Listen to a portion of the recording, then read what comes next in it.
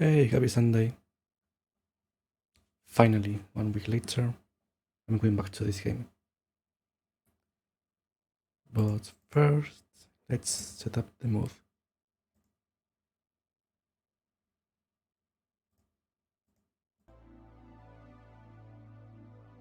Happy Sunday, everyone. How's everyone doing?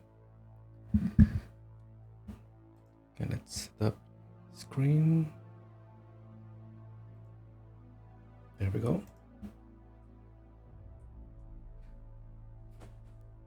Luckily, last week we managed to finish some details of the battle system. That way, you only have to worry about making the rest of the skills. That should be the goal for today. Speaking of which, this is the list we have currently for the skills. We have like 5 skills left to implement. Of course, we still have to do the animations, but I'll leave that for later. First, I have to make sure that the skills can be implemented and functional.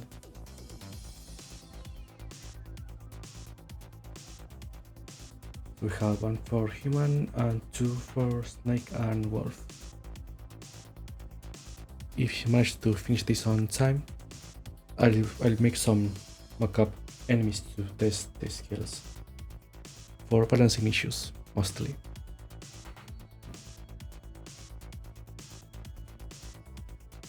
Okay. First, to recap,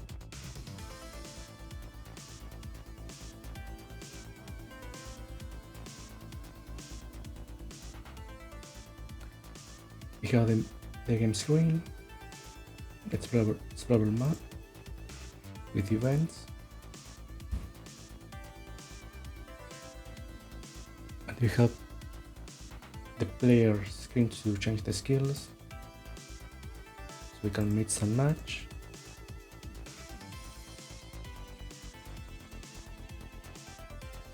We can do like this. That way, when we enter a battle,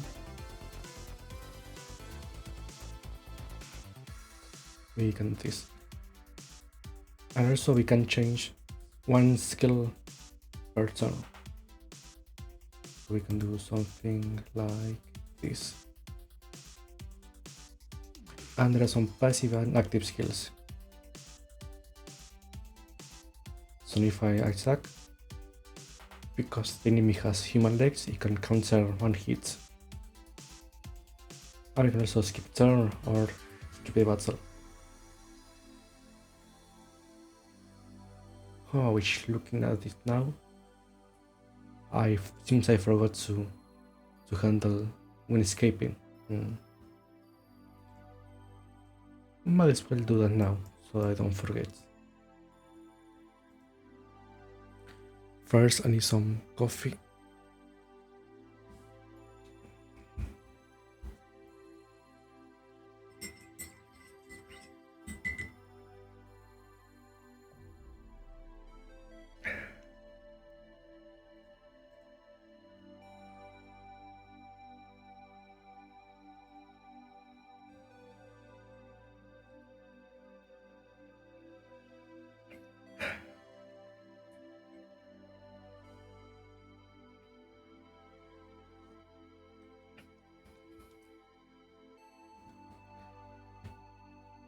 Right about the escape command. Now that should be here in battle when we make the request to escape.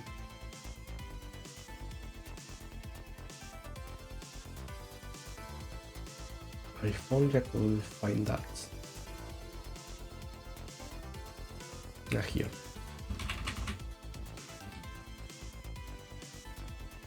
So set the state, and it ends.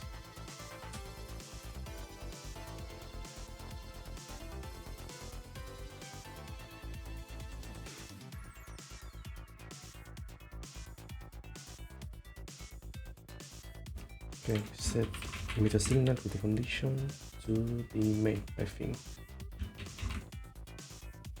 Yeah. Alright. This is where I have to change it so it moves back.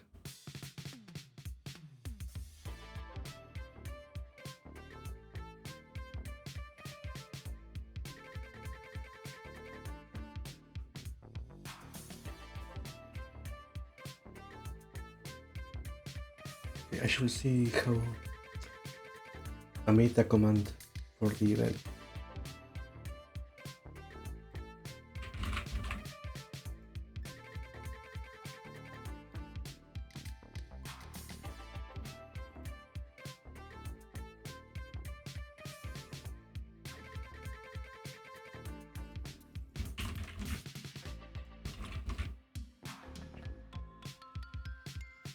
Here it is.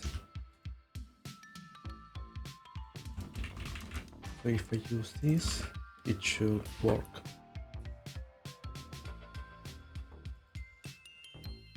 See?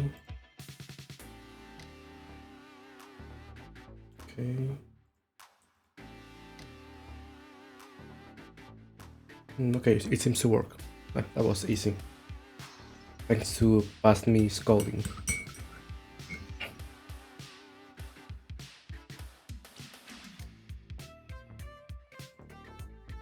That's how you made some good code. You can introduce it later without a problem.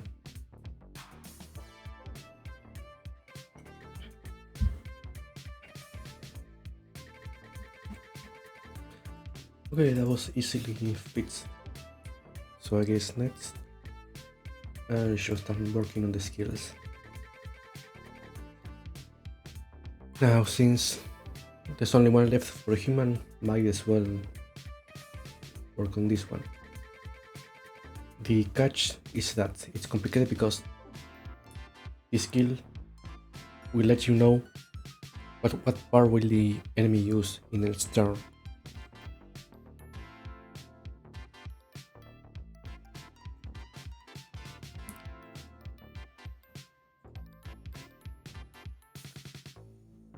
Which will mean that I have to change the enemy AI so that it decides what to do at the start of its turn.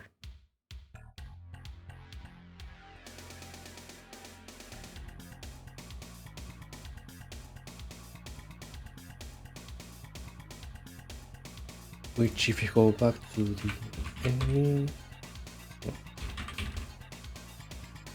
here. One problem is that I never made a different class for the enemy. This is one of the biggest mistakes. I should have refactored it so that both the player and the enemy inherited from this one.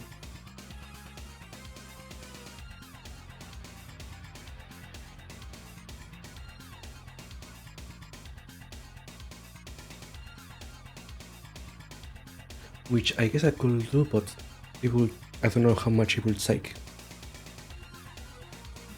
So for brevity's sake, I'll keep it like this.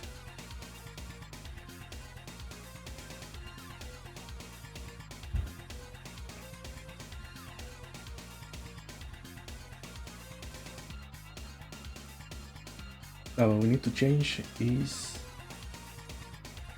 the AI handling decision.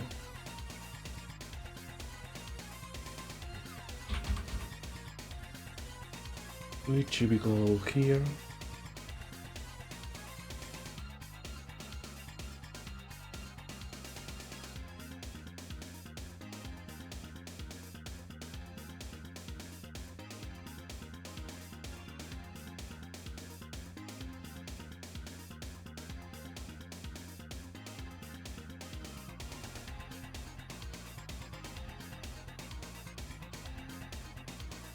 So here we have already seen. Okay, so the difference is this part. Which of these sections will execute the skill? So we call it something like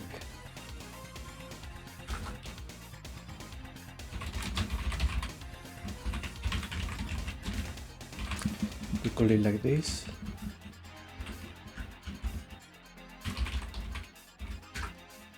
And it will execute the same way. Now the thing is to move this to an above section.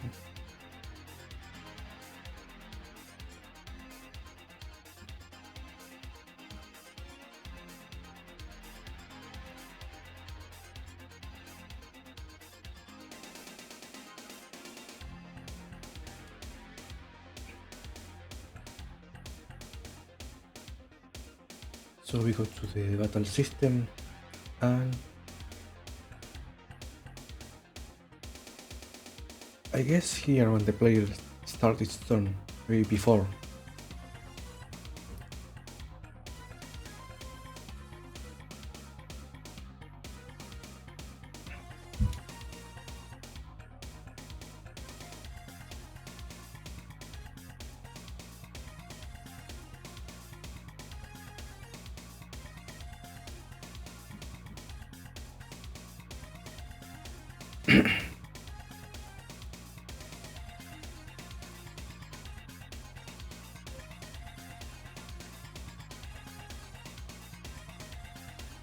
Maybe we could keep this.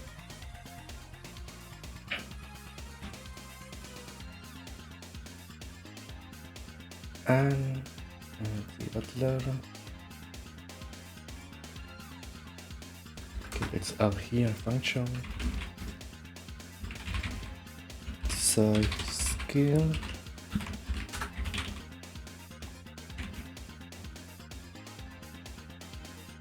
Okay, that way we can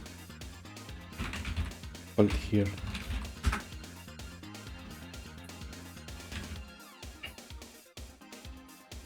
And we go here, we call add function.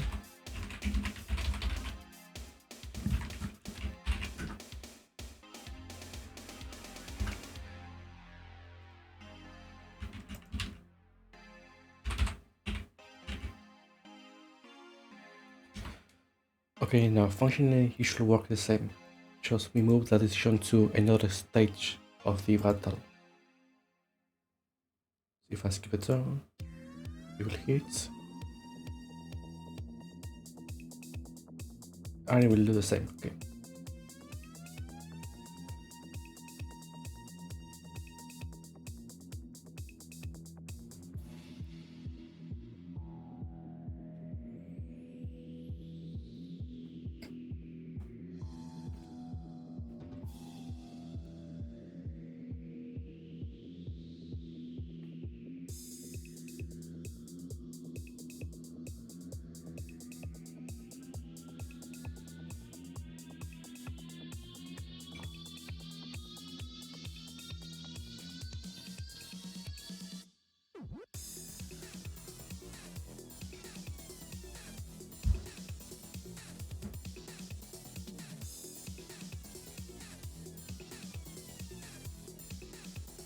Okay, now that we move this, it should be easier for the player to be able to know which part it will use.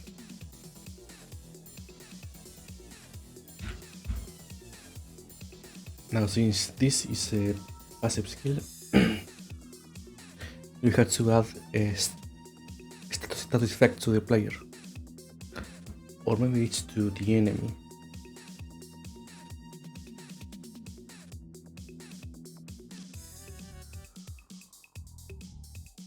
I'm still not sure about that one yet.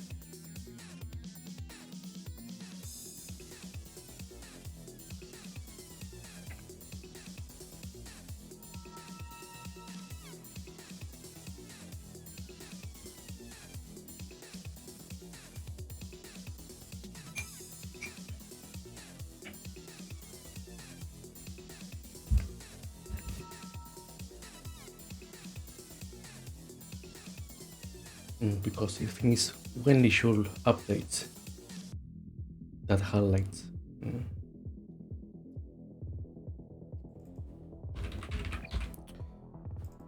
You wanna check something out? Let's see.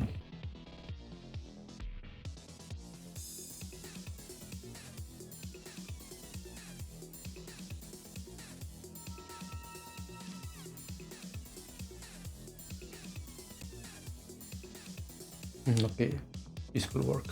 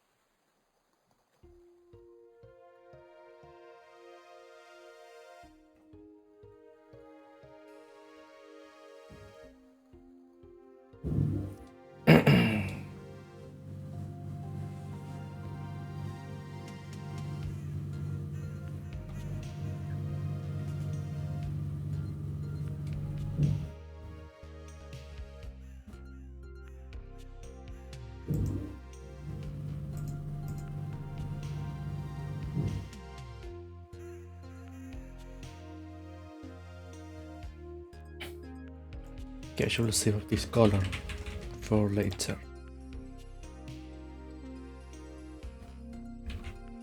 Now, the thing about the status is should be assigned to the ones who casted it to read the other targets, or it should be assigned to the enemy.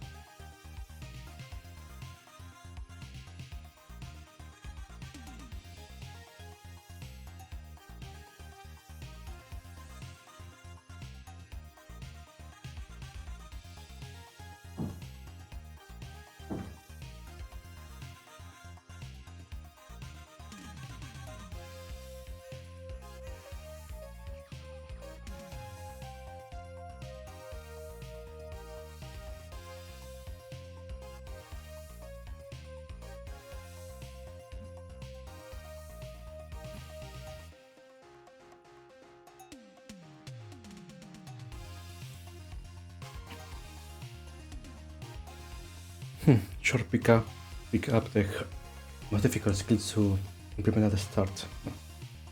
Way to go, me.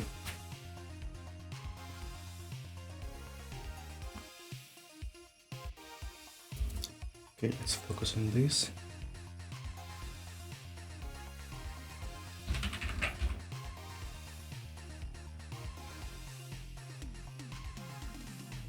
Okay, so when the skill is applying, it has to read information from the other battler. Unless I assign the status to the other battler. And then I will have to save a reference of the other enemy.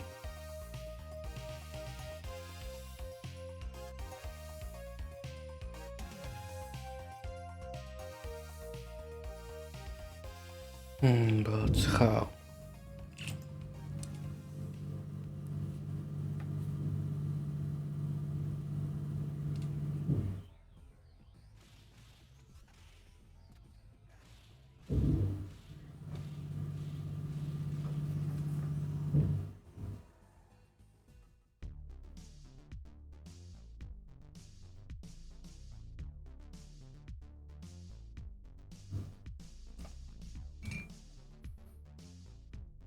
If I set up some global flag here.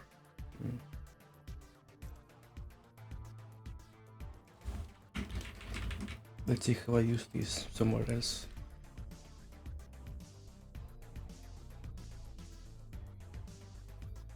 Yeah, maybe I should use that.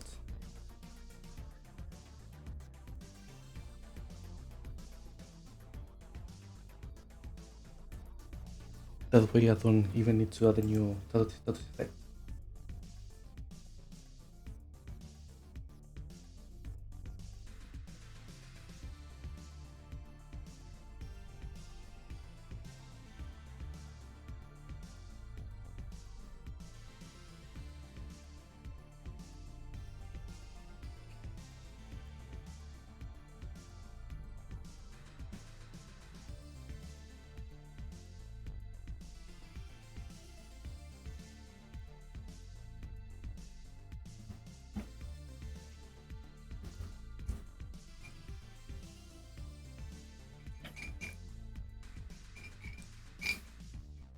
Okay, I'll finish this coffee, then we'll focus completely on the game. Because I think I figured it out. What will be the best solution?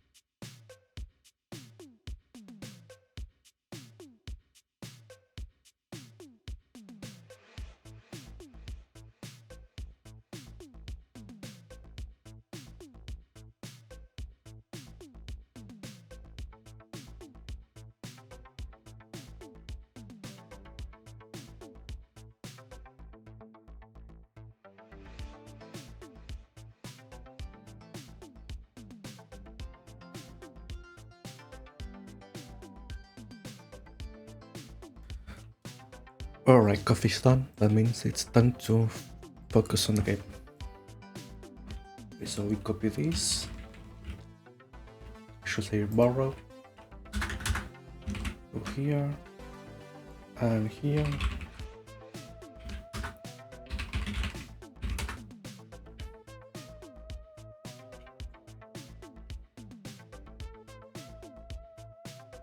Actually, let's make a new constant. Just to be safe.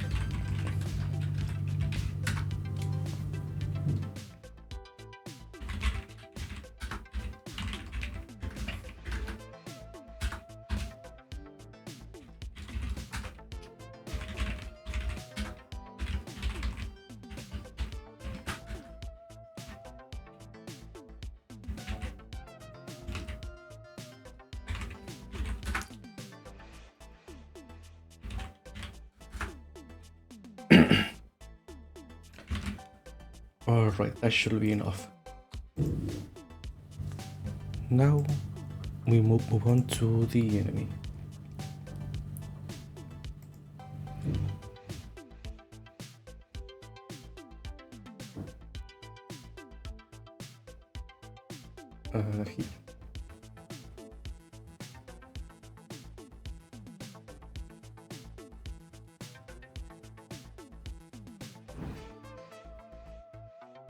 Here. Since all enemies will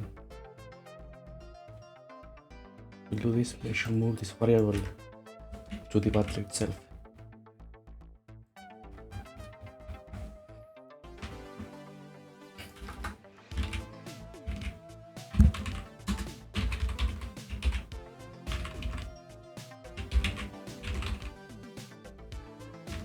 Okay, like that.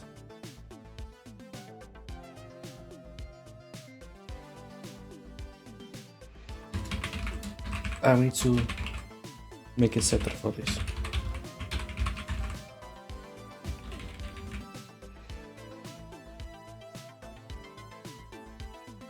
This is such a mess of functions.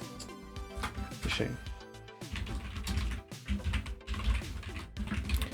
In the case we set up a new value.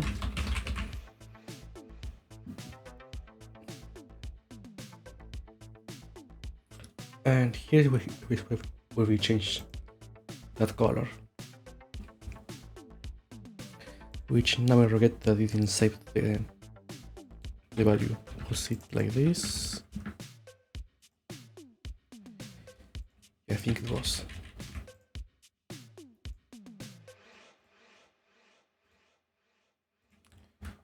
Okay, let's save that in a constant.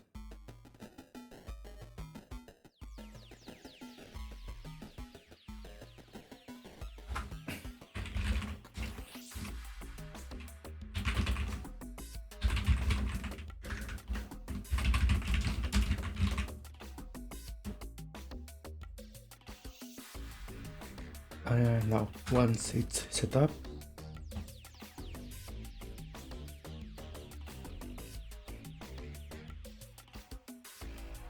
wait, do we have reference of the sprites? Yeah, we do.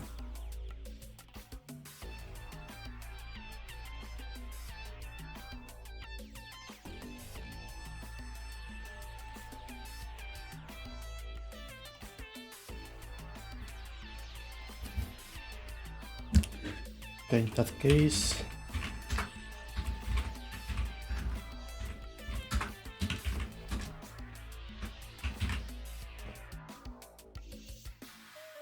okay, first things first,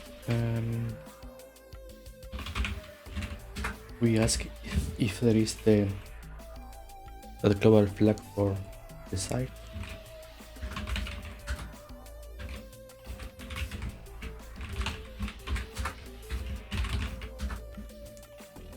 Just like that, and if the part is the one at the top.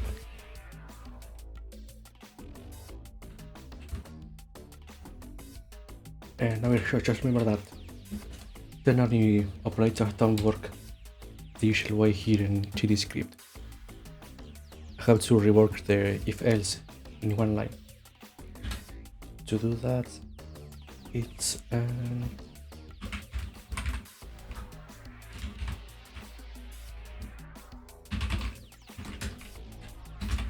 if this else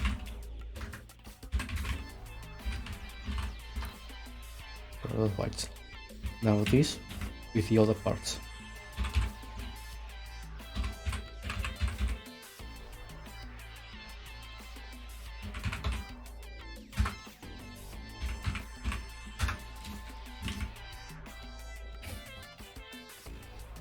And here I could use either of these for self or calling the function in its own. I can remember which one was better for performance. I never remember that. Okay, but with that it should work now.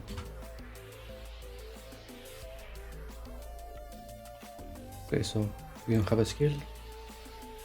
We enter the battle.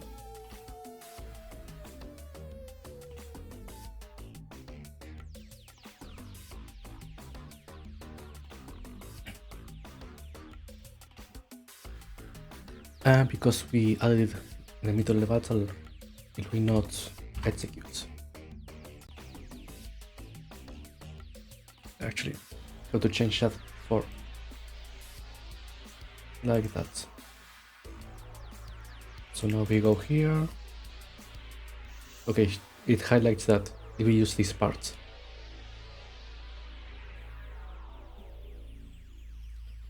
And okay.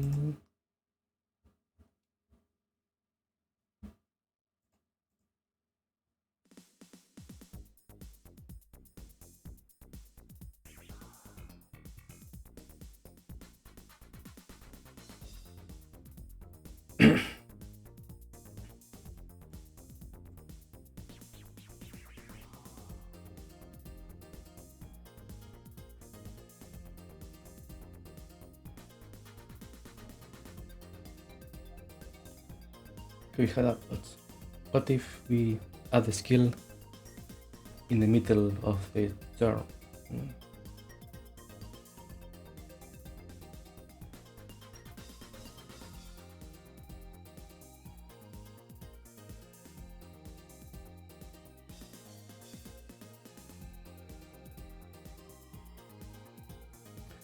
In that case, here.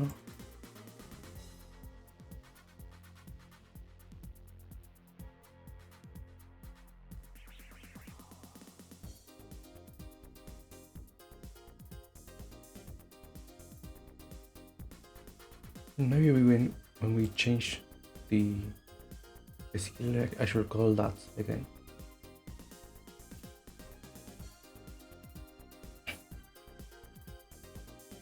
So in that case, here, since the eye should be the same regardless of when I call this, it shouldn't change too much. In that case, not here.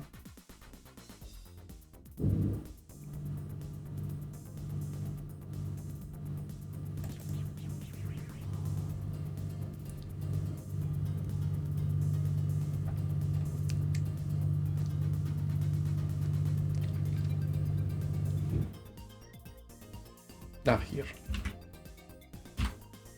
This should do a trick.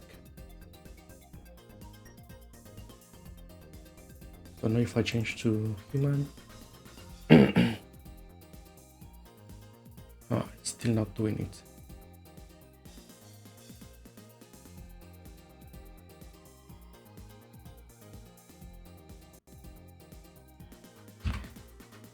Let's see if it's even calling the function. Okay, it is.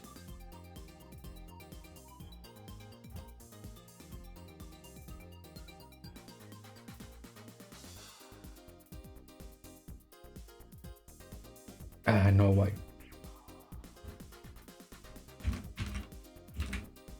It was the other way around.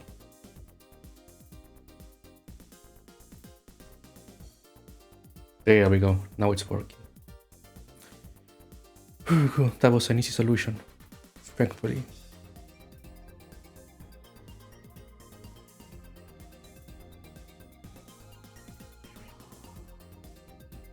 Okay, so since this means that, let's see, just to be sure.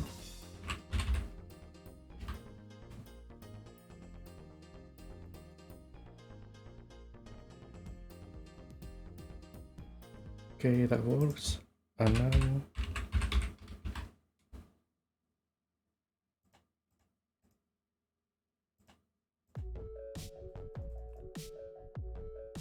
great.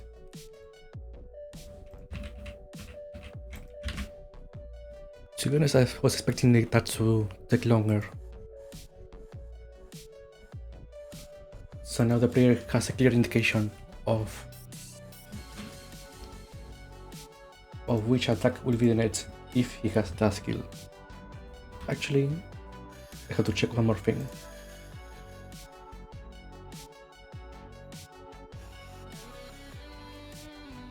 So let's say I change that. Ah, good, it stays hidden, like it should.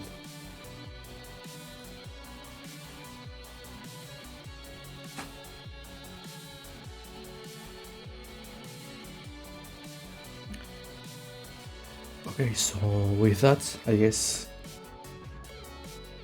we have all the human skills working.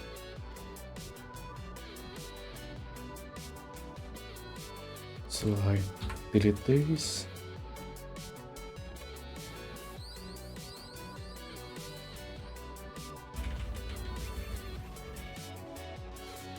And we mark it as start. Good.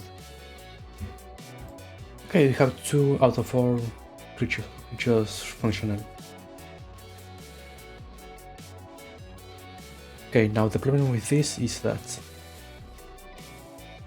the wolf legs originally had another skill that will not work with how the battle system is made now. Previously, if you had the wolf legs, you will move before the enemy.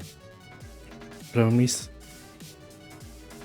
with the battle flow that I have right now, the player always moves first, so that will make this part useless. Which means I have to come up with a new ability for the wolf legs. And the snake has another type of problem.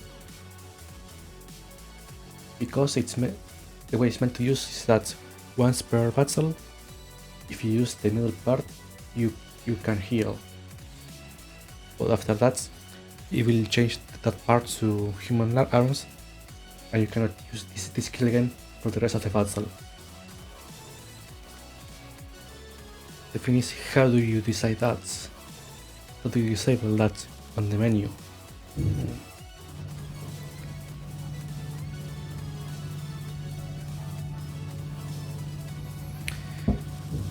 Maybe since we just found out that we can use global game flags, we can add another one for that.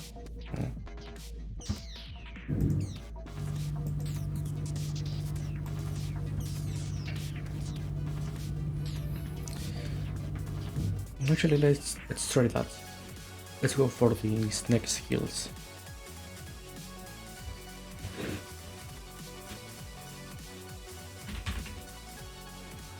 There we go here.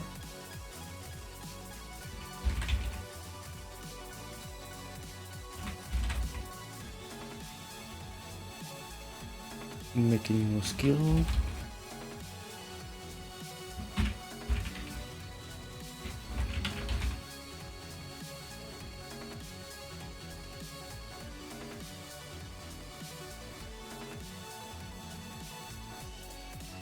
Okay, don't forget that.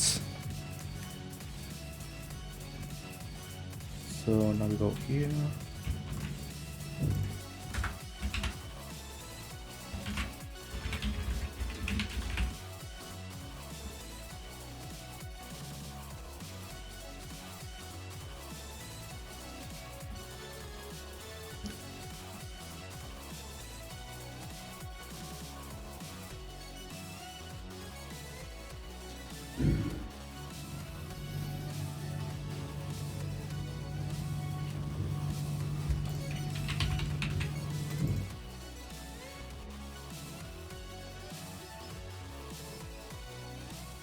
Okay, first let's make the healing effect.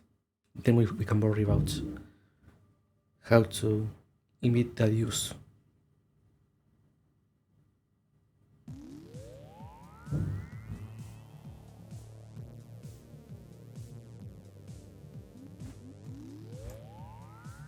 Okay, so we go to another skill.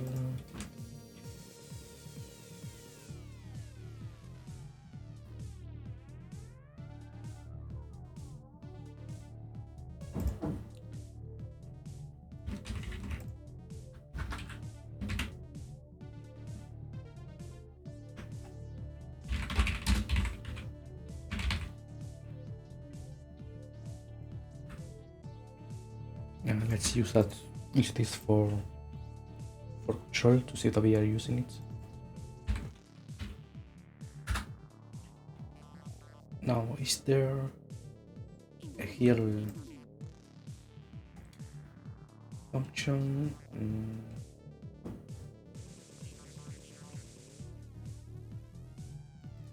Yeah, there is.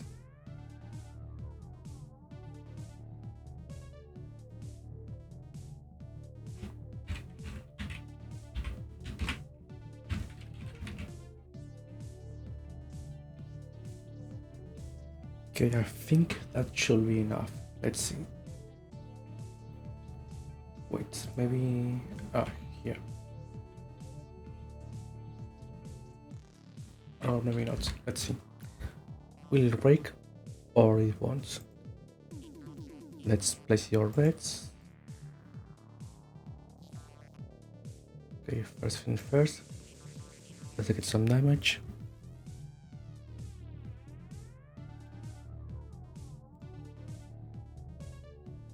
Now we change the skill. And here comes moment.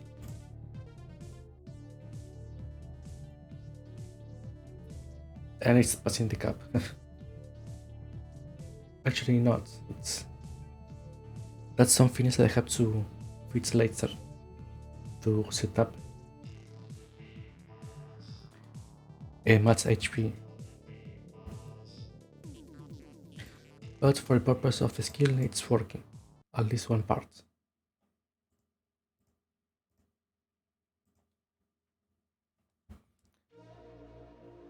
Okay, so now comes the complicated parts.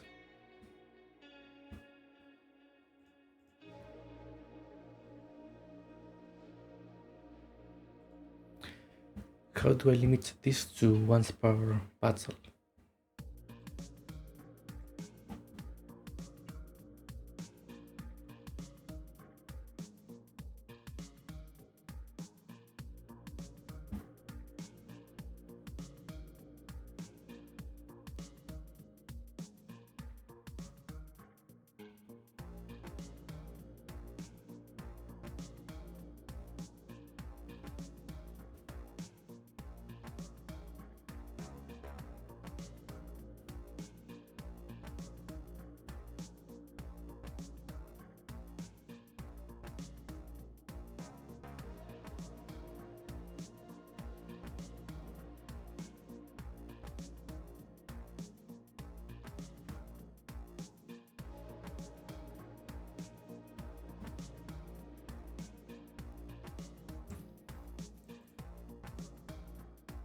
Okay, so if you go by what we said before, once this is here,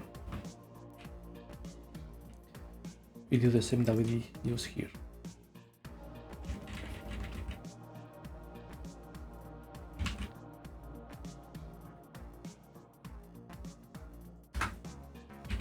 We use this here.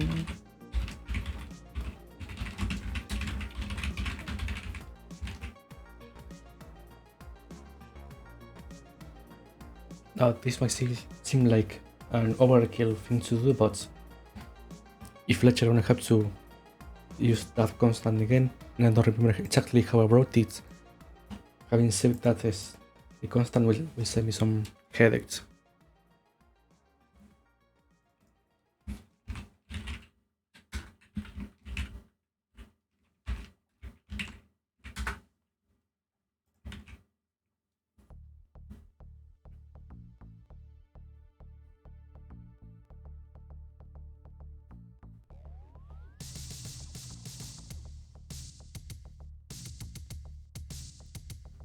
Okay, and now just to make sure on battle when we end it here.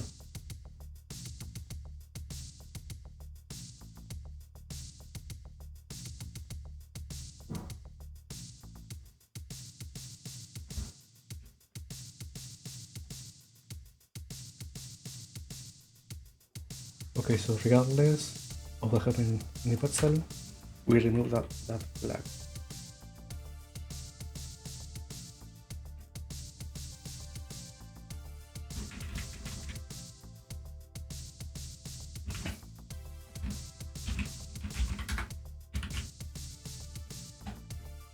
So the control should be done now. Now comes the complicated part. Because on the card selector, at least not this one, this one here.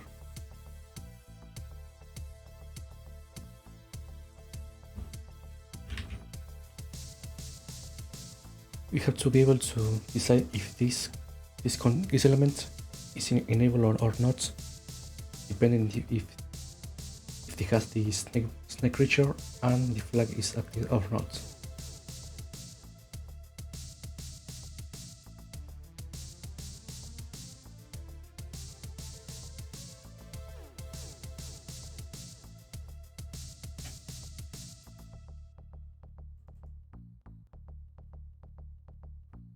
And since this is generic for a creature that despite the parts, it maybe shouldn't be here.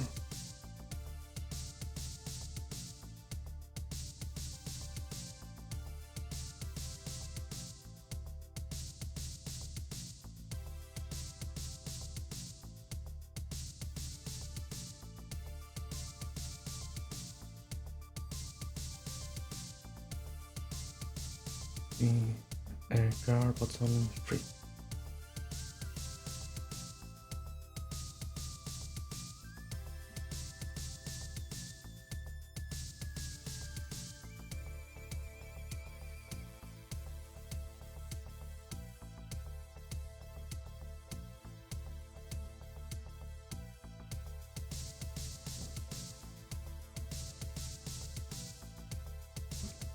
Okay, so this one here and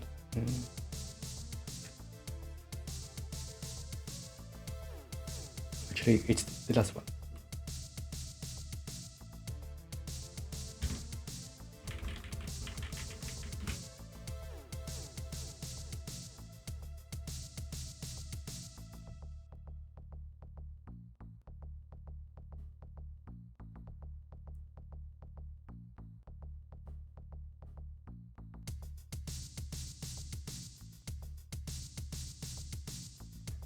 And just remember one other thing we have to do to make the seal fully functional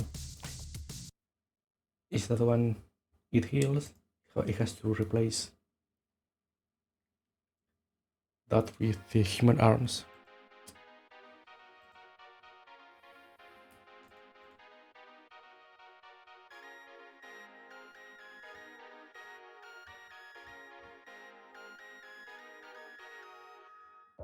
But I'll do that after checking on this.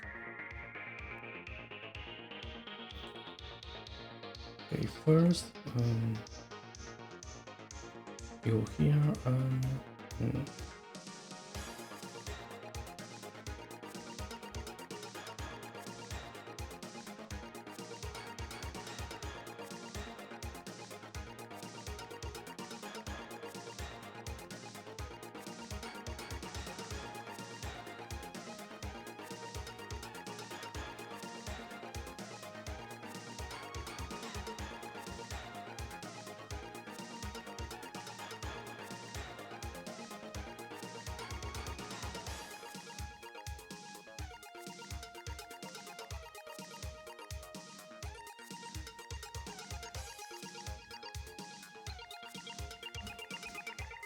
here I should do that.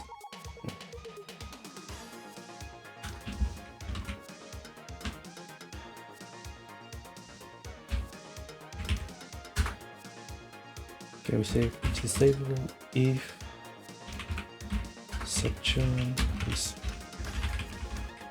bottom and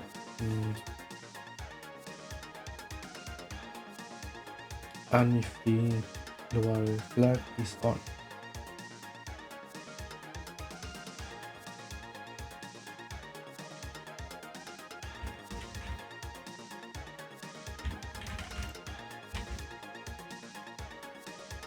Okay, like that. Okay, now comes the best part. Will you break or not? And I just remember that I selected the wrong parts. It's in the middle. So if I go middle, I can select it.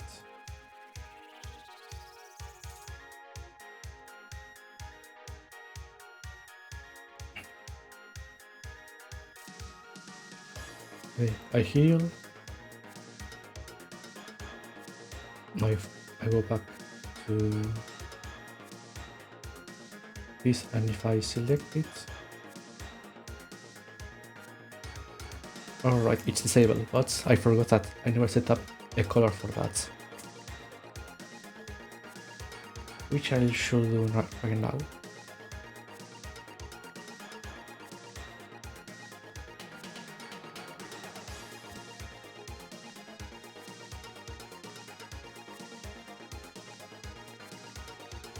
Okay, so I just move this and change the color a bit. Actually, I cannot do that.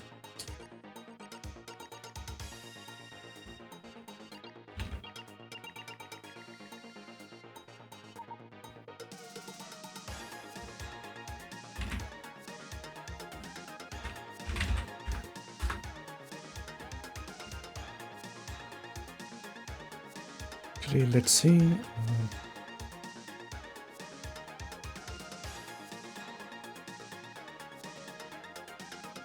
And this should be fine as a color.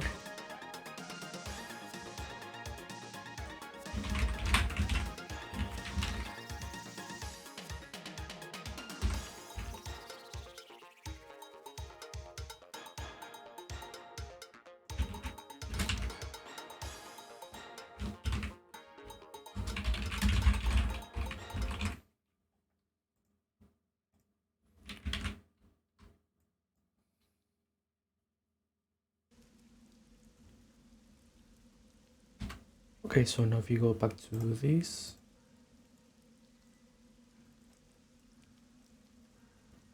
we try to heal. Okay, now we try to change the middle parts. It's a blackout, good.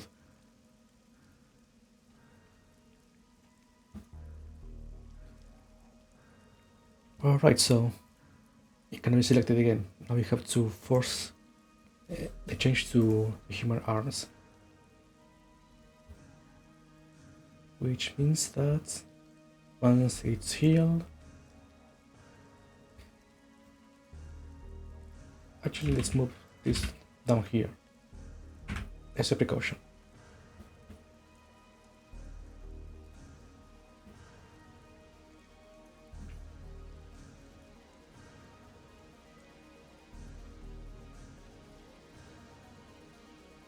Okay, once we heal, we have to call for a change in the body parts, but how?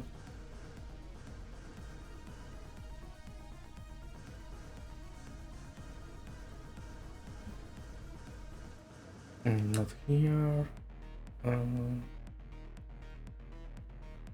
Maybe here in parts.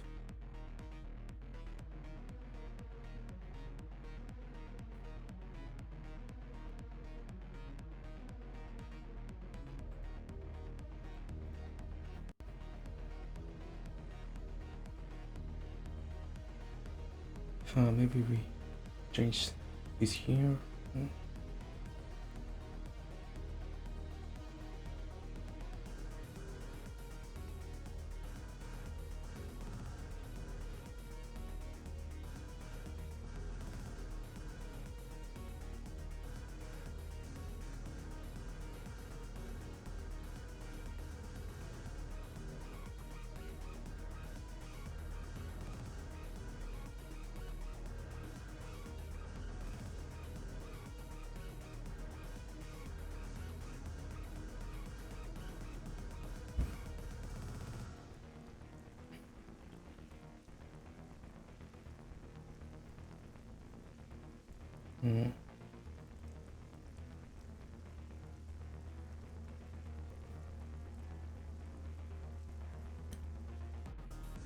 Maybe I should make a different function for this.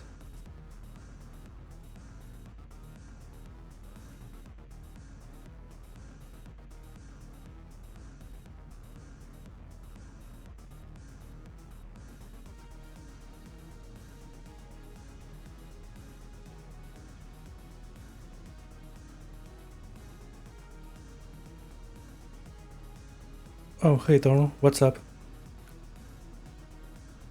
I recognize that code. Oh, really, you do? Because it's the same code I've been using every Sunday, I think.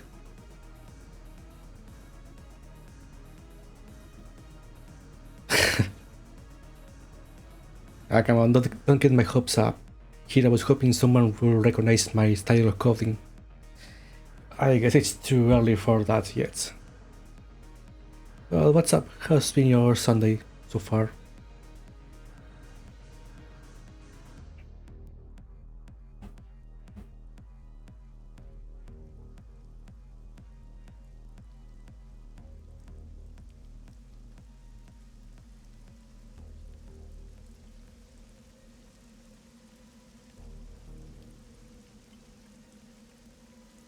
Good, learning country to the program.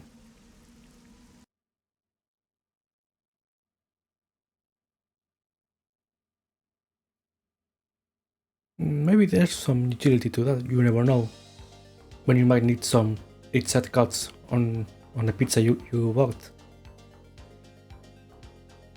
So I wouldn't underestimate that.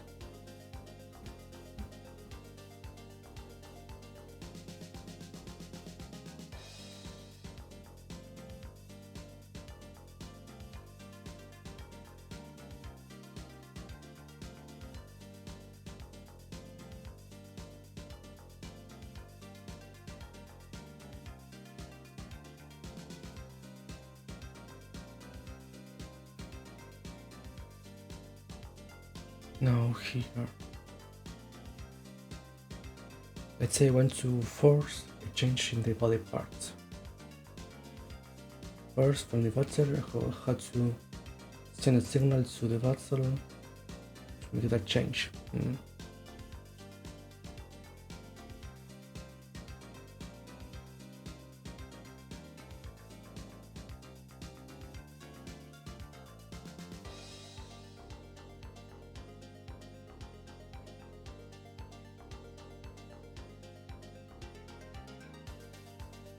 But who decides that?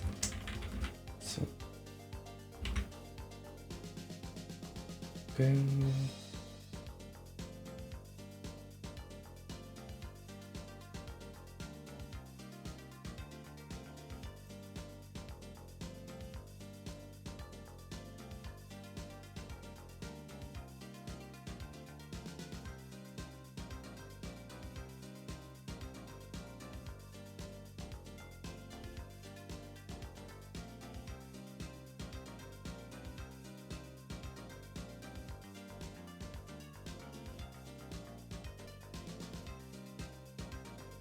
Maybe here.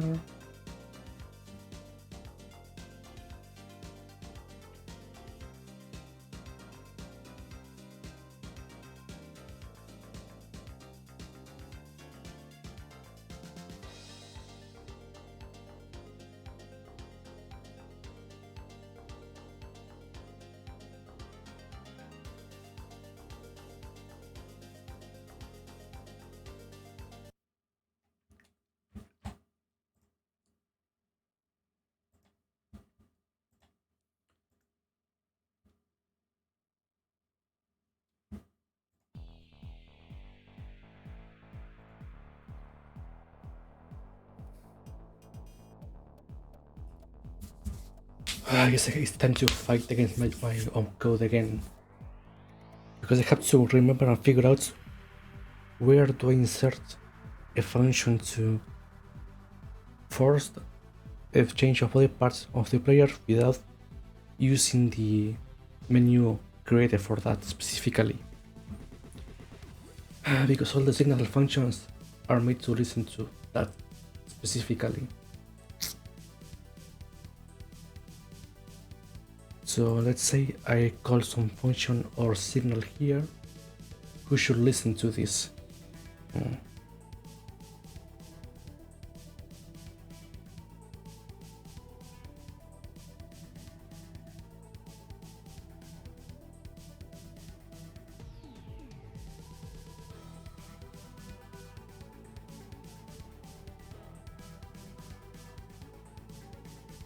Maybe this?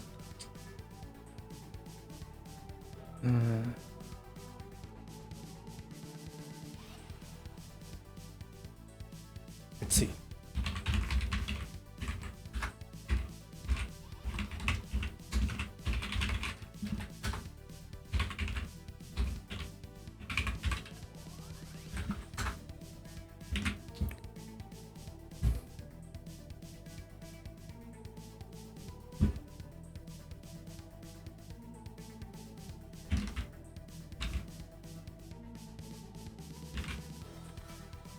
But this will only work for the player.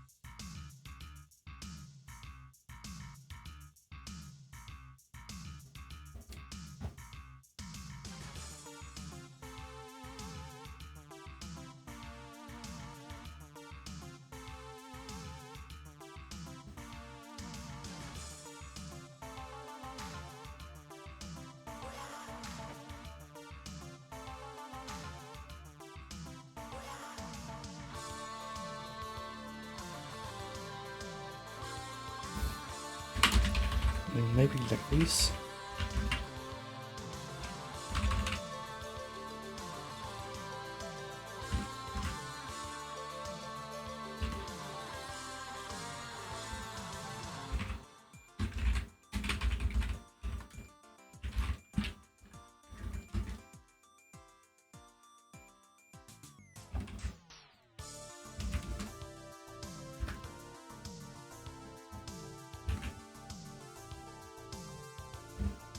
Okay, and now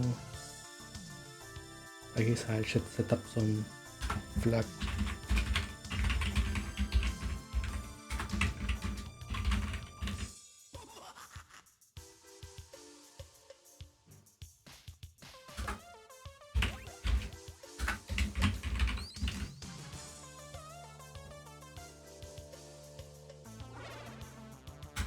And now diffuser player.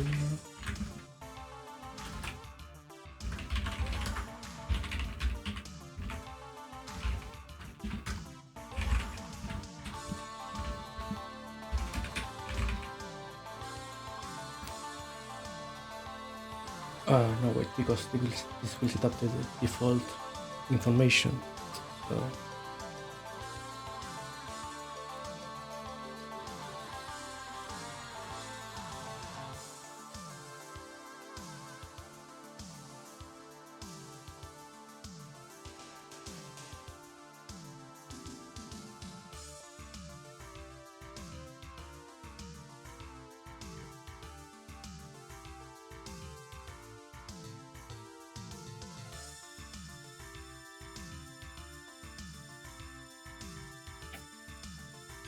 yeah, I don't think I should do this for the enemy, at least yet.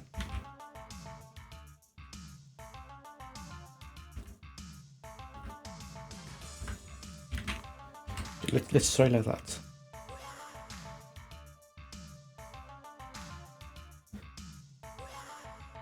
Okay, so now comes the funny part. Will it break or not?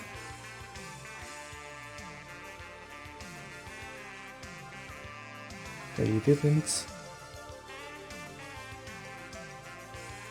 Information changes. Only if I want to change it. Okay, it didn't break, but it didn't update as well either.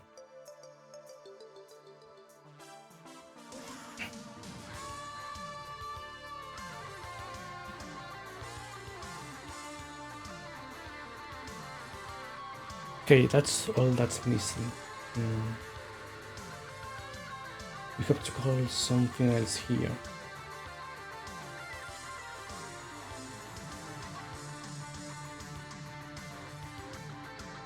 But what?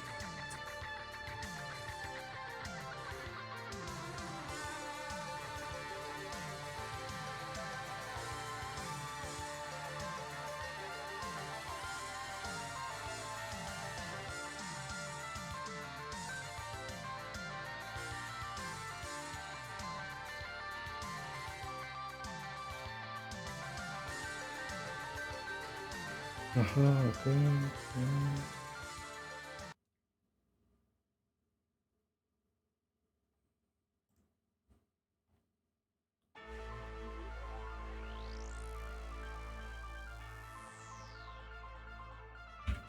Okay, so we make this request.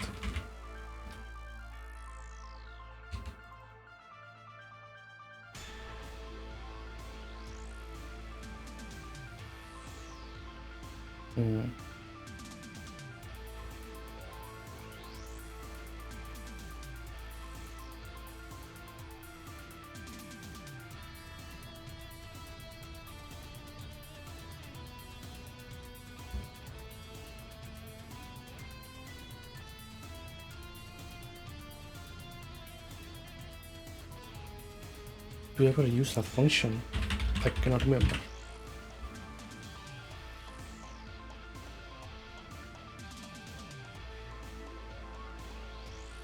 Oh, I don't.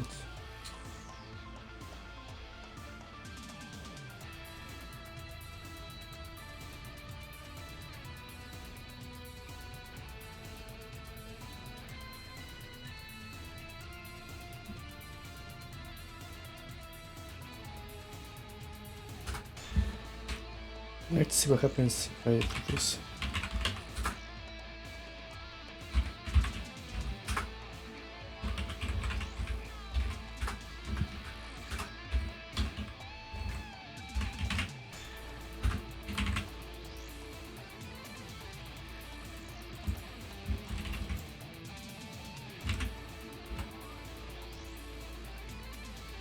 Okay, nothing breaks. Change the parts. Okay. Go to battle.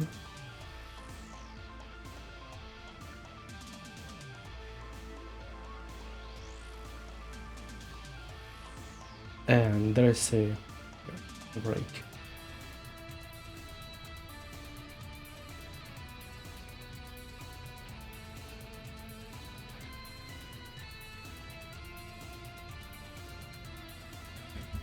Okay, just to make sure. I wanna see the previous bug was fixed. Okay, it's healed. Now I go. No, it didn't.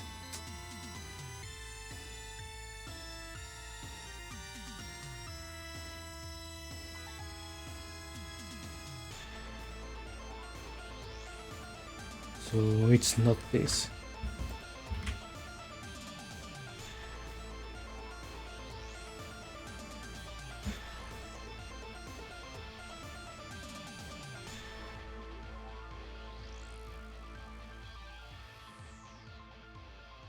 It has to be this.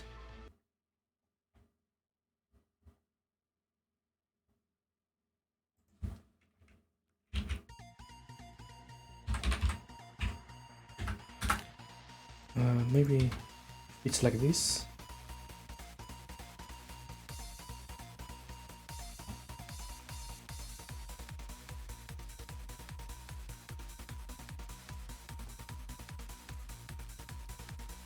Okay, if everything looks fine, I use this skill. Modify, change back. Yeah, perfect. I think it's working. Yep, and it's disabled. So now if I skip the battle and go back,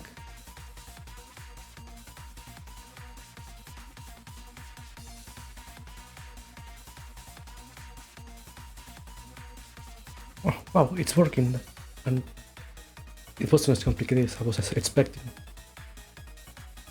I'm still starting to get worried that if everything's going too smoothly. But in any case, Now we can say that this skill is functional.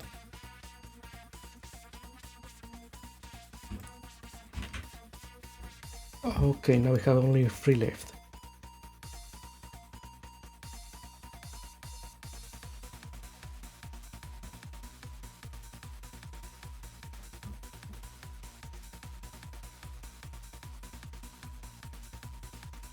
Alright, so the snake legs, which is tail rattle.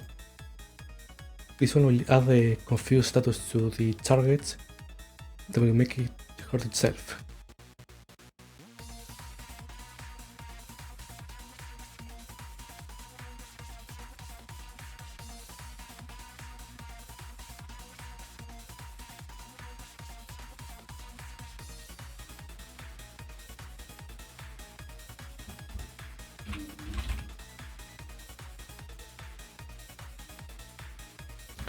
Okay, so let's make a new skill script.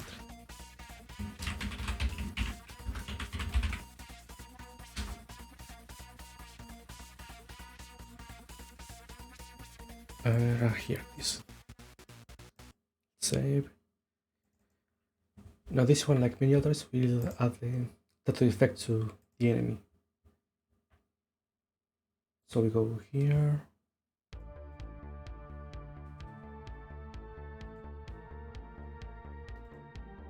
Let's add a new status.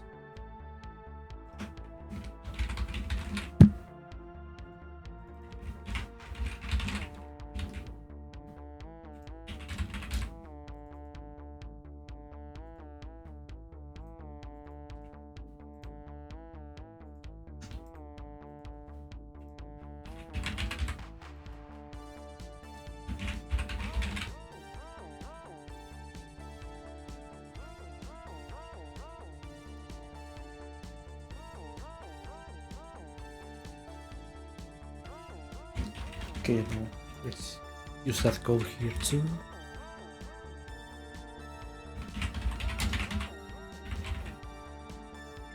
Let's add the status confuse. Okay, the skill is that simple. Now the status effect is complicated part.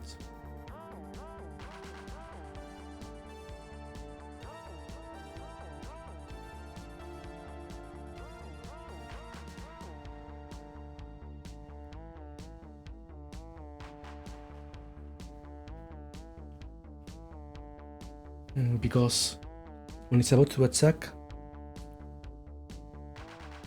if a percentage chance happens, instead of dealing damage to the player, it will deal that damage to itself.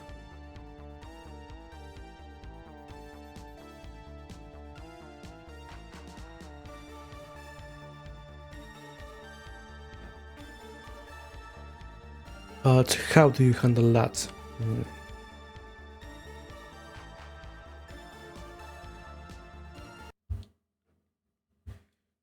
Do I just set the damage value to 0 and redirect that to the enemy?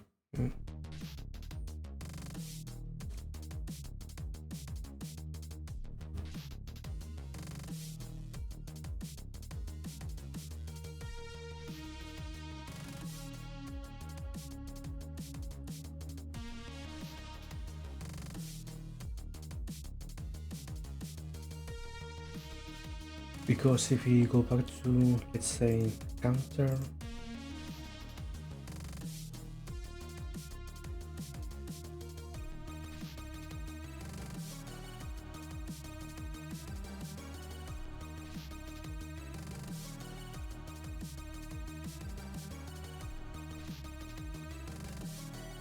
maybe not this one,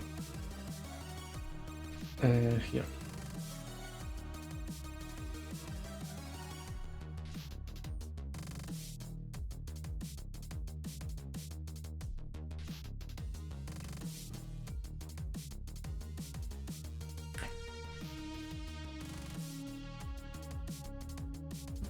Which ideally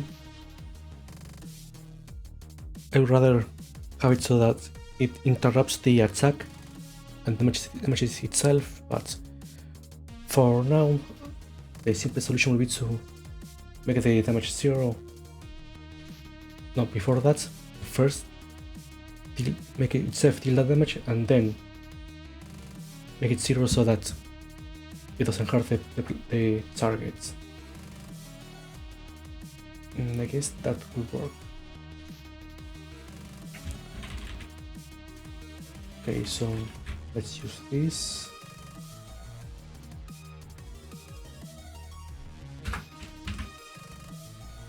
And I have to remember to make icons for this.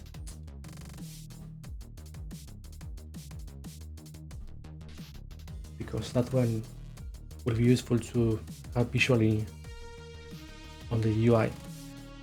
Also, another thing to make later is to make sure that status effects have a turn limit, so that they aren't enabled during the entire battle, at least not all of them.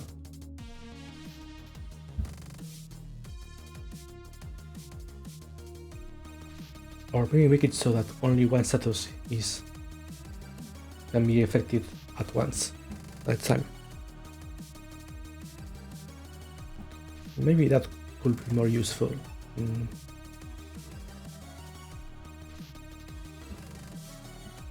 Okay, anyway, so let's go back to the description.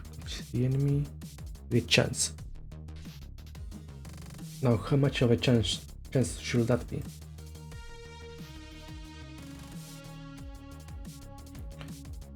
For now, let's say 100%, then we can change to another value.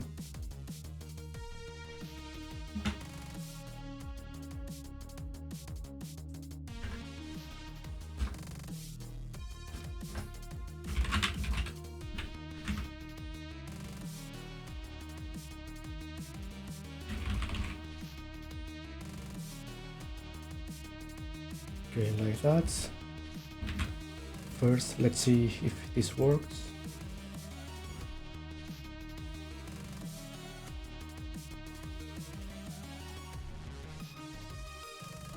Let's go here.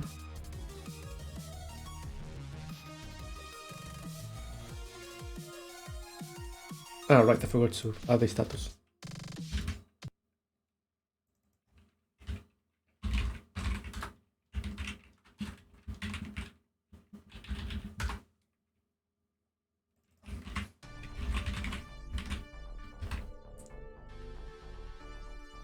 Okay, let's try that again.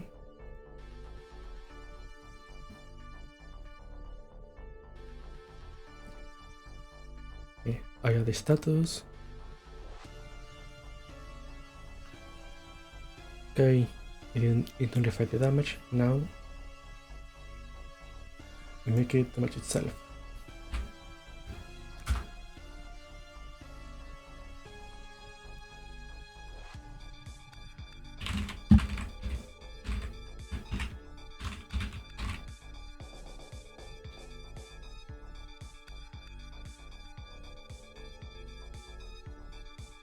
Alright.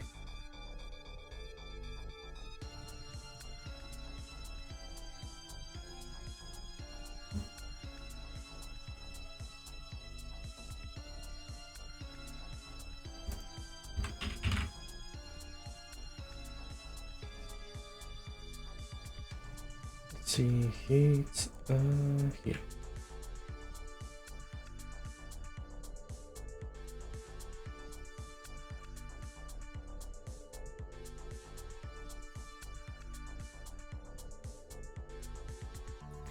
And I guess to skip this check so that it doesn't counter itself, I should set it up as a counter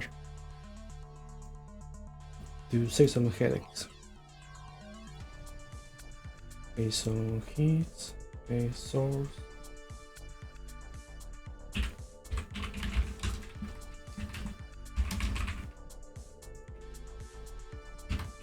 Okay, that should be enough. So now we go here. Very confused.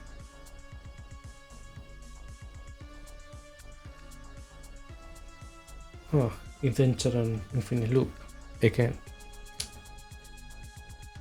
funny how it happened twice. At least once per stream now. Okay, so why? User hit.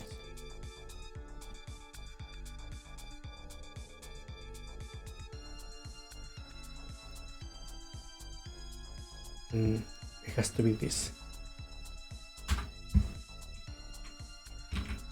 Okay, in that case, I don't think I need to add this.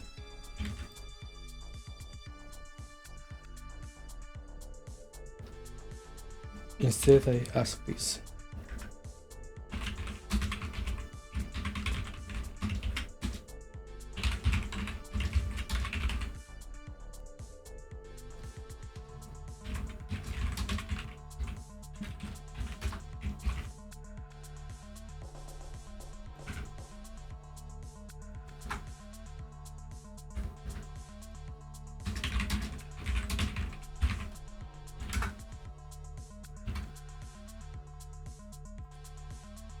Okay, hopefully that will fix the issue. Okay, confuse it. Very good.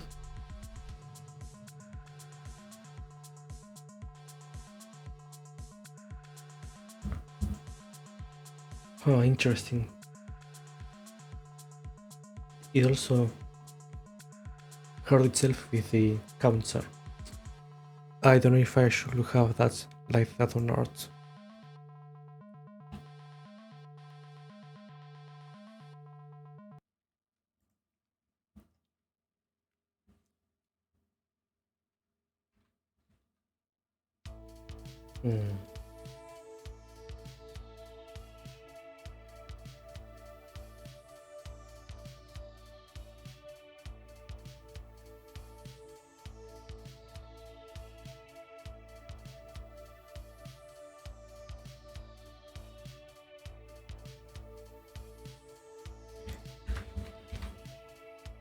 Let's see what happens if I remove that.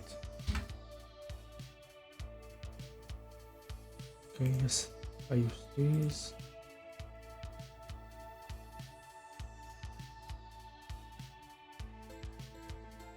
No, I do need that.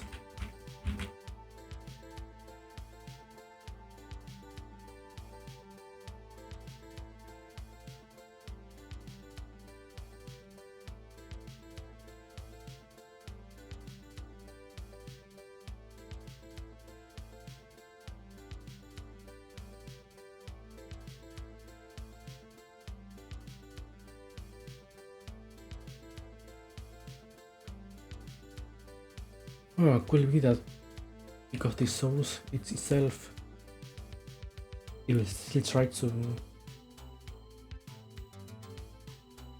do that.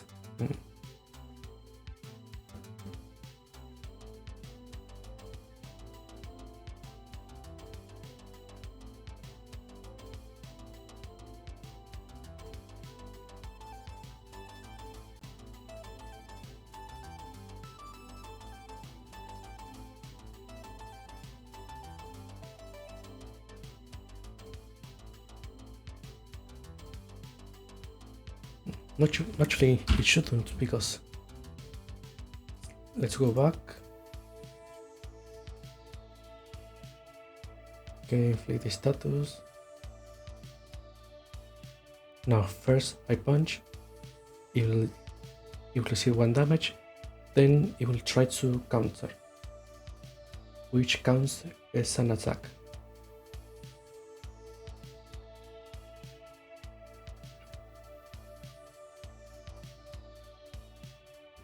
Now that part is where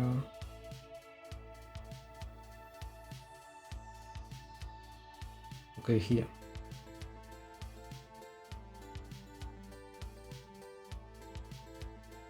Here is where I have to make sure that it skips if it's a counter. But how?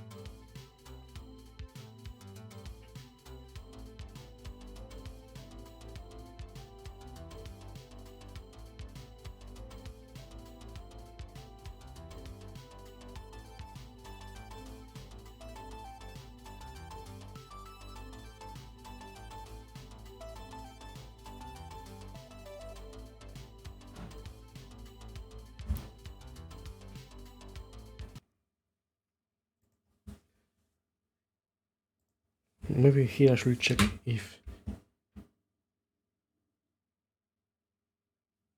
the user doesn't have the counter, but how?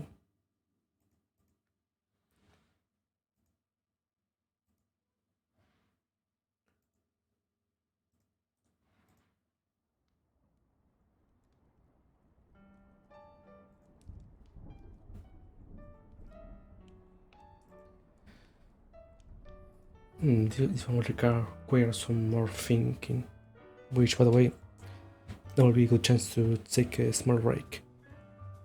I'll be right back in a couple of minutes.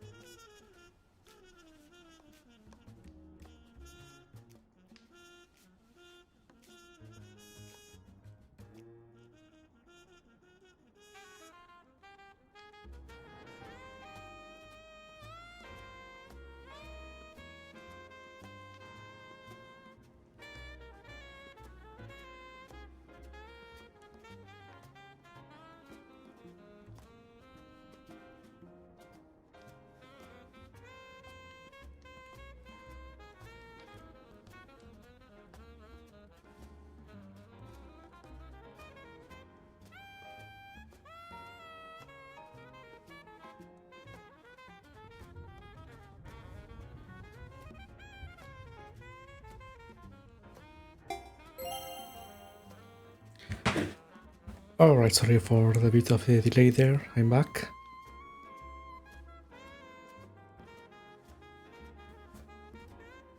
Right, so we were stuck here, figuring out how to make sure that it wouldn't check for the self-attack if it was a counter.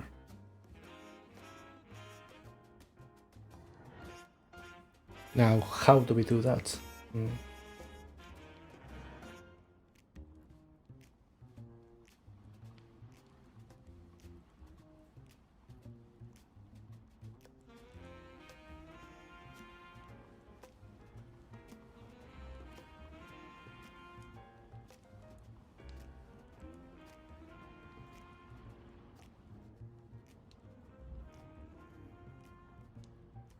Maybe we could add this here.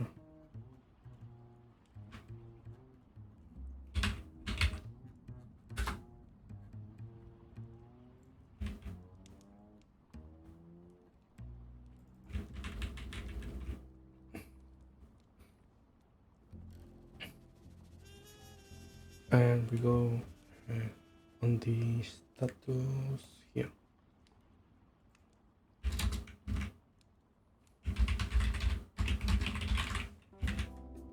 Okay, like that. So that way, get that here.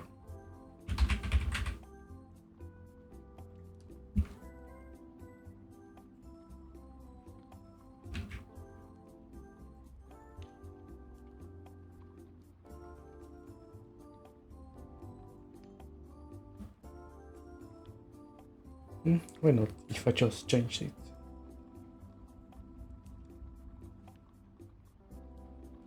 Or maybe it doesn't like this.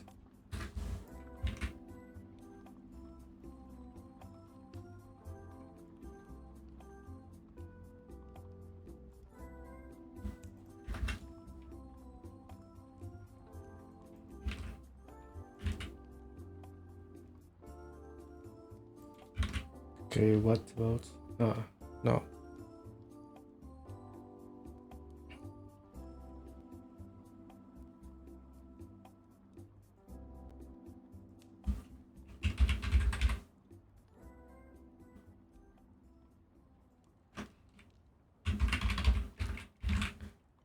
Maybe like this. Okay.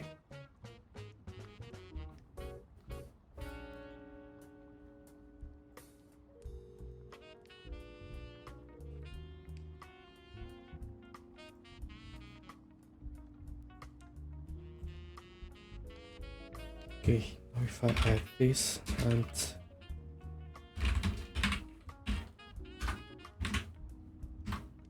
okay, hopefully that wait.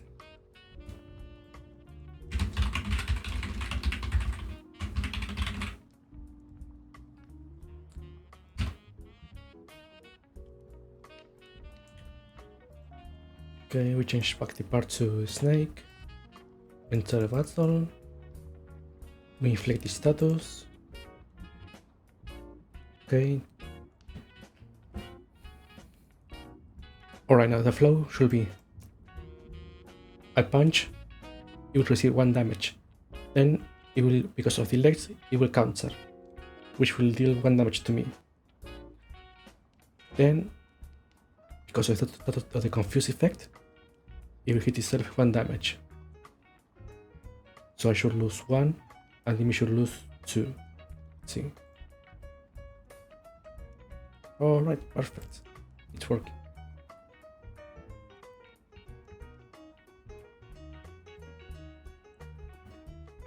Now we have to lower this chance to, let's say, 30%.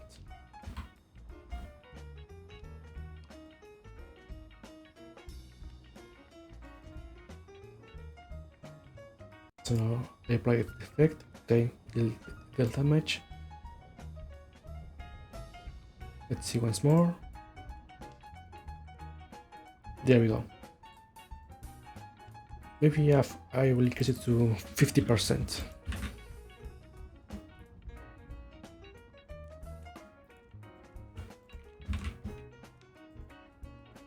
Right, and with that, we have the snake completely functional. All that's remaining is the wolf. Ah, good. And we are not even 2 hours. It's been a good stream so far. Plenty of progress was made today.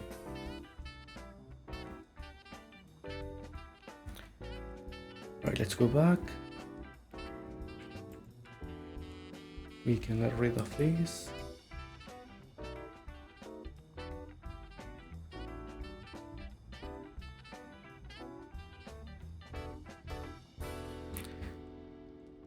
Oh, hey Spain, how are you doing? Finally found you. Yeah, thank you for joining. How are you doing today?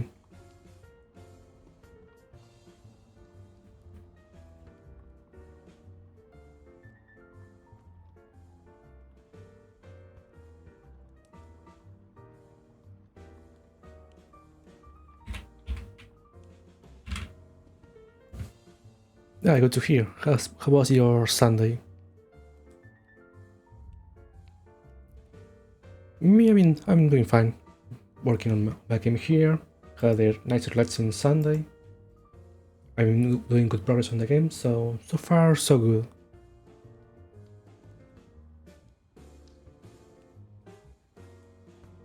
Actually, I'm a bit worried that so far the progress has been really smooth.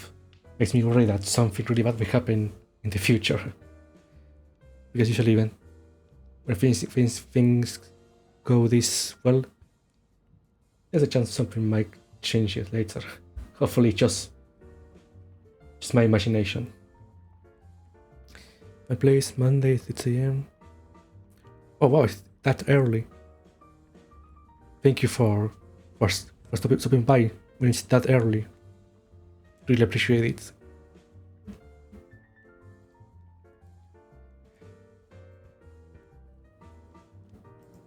And congrats on your new design shopping, by the way. That's really great.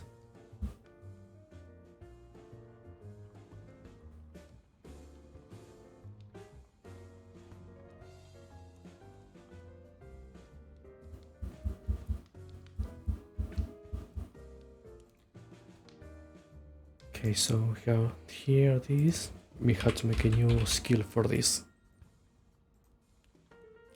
Luckily, this one is an attack skill, so it should be easy to implement.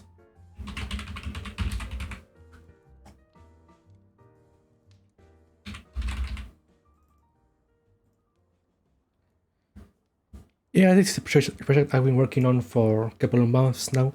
This one was originally made for a game jam, but now I'm fleshing it out.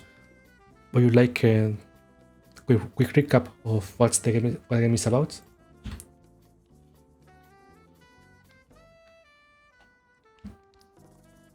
I think I should be able to explain it quickly in just a couple of minutes.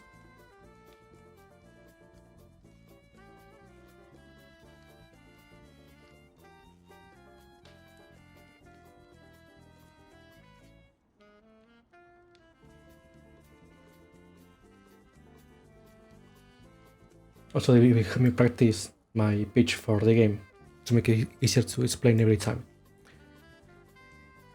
So the game is a turn-based RPG.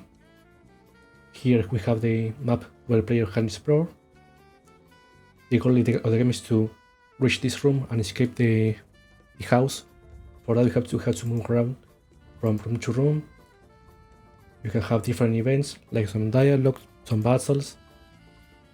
And for the battles, you can equip different skills, each one depending on which body animal parts you have equipped on the top, middle, and bottom of your body. We can change to different animals, each one has a unique skill. It can be either passive, like a status, or active, like dealing damage, or others.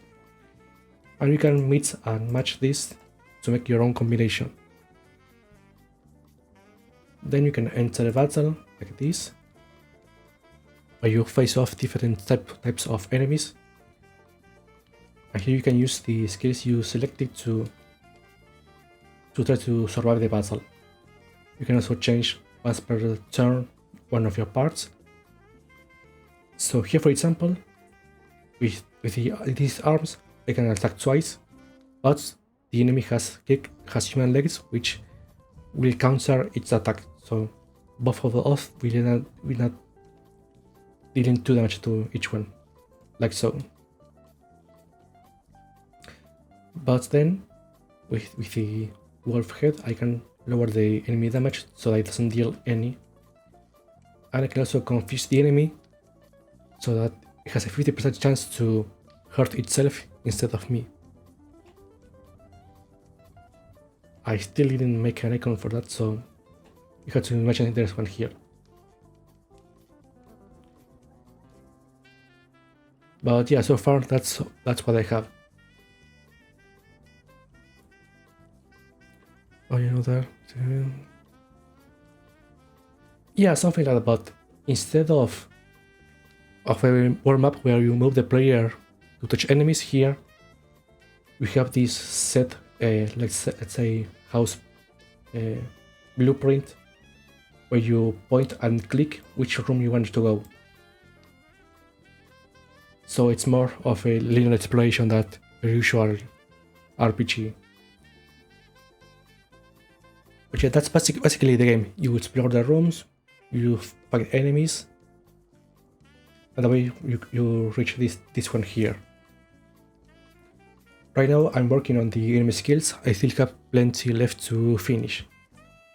So once I have that done, I will start making some new enemies to populate the area and test for balance.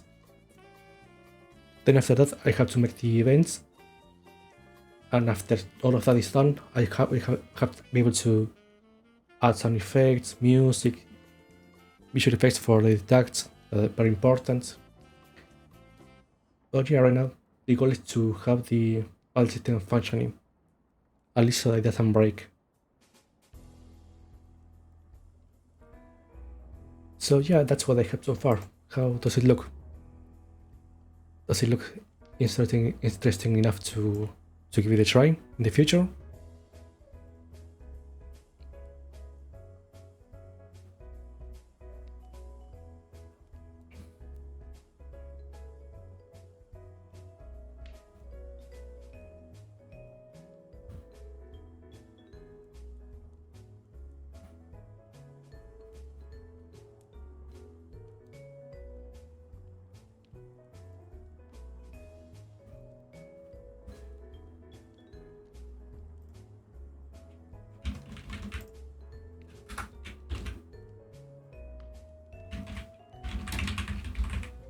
Let's change this name here. Yeah, I played many RPGs before. Oh, that's right. Which one are your favorites? I'm curious now.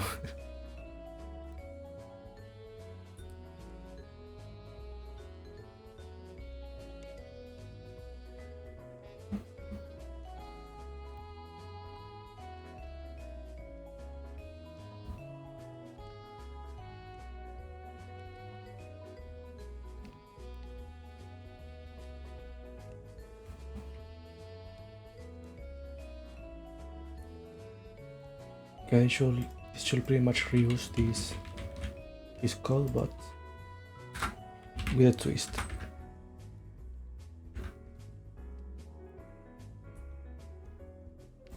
Because if we go to the description,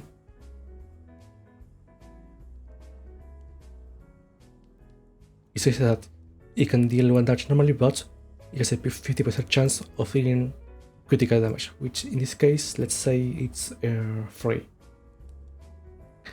My favorite, I would say, are Nelico and Xenosa. Oh, those are pretty good names. Have you played Xenogears by any chance?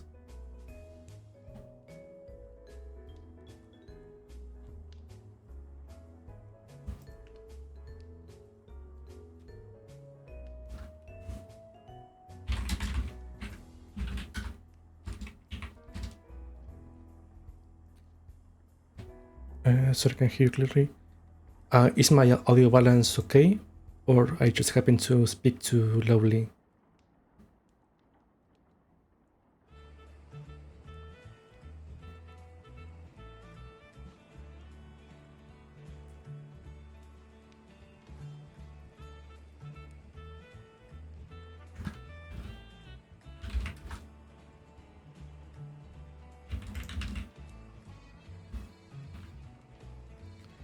I think you set your high pass setting.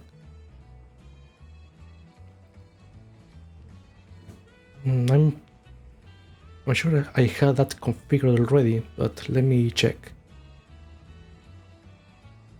Let's see, where's the microphone?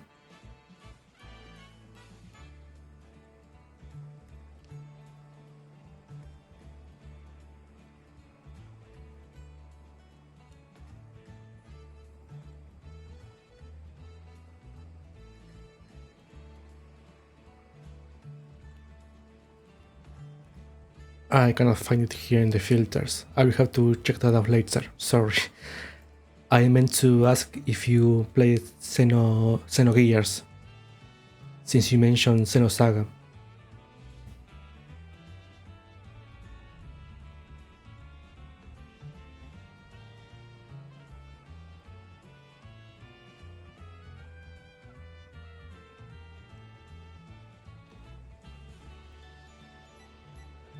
Yeah, that style of 2D with 3D environments combination, it's been a favorite of mine.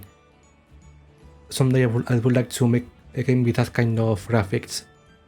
I think it will be very neat style to make. But first I have to learn more 3D.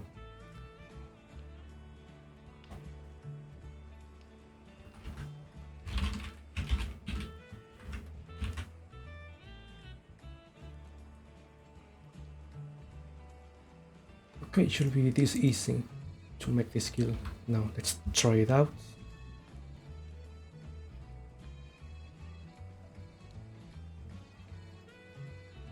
Alright, we can see we use the arms like shield. Okay, let's see. Ah, great, immediately it used the critical. Okay. And because I lost, I move back one space. Good.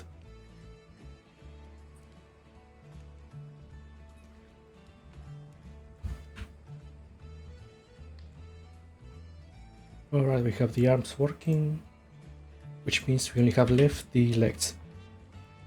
Now here's the problem.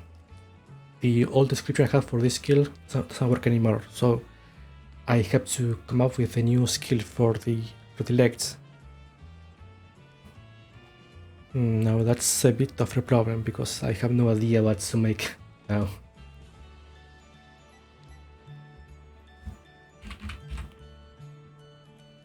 Because originally this skill will let you use your ability first, but now this is useless.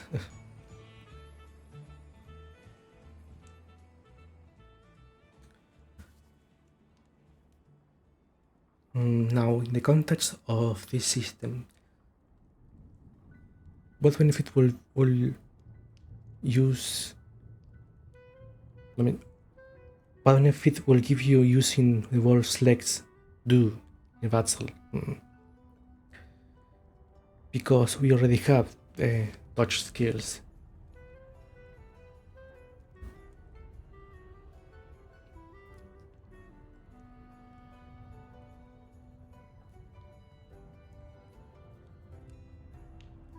Maybe what it lets you do more than one action, perhaps.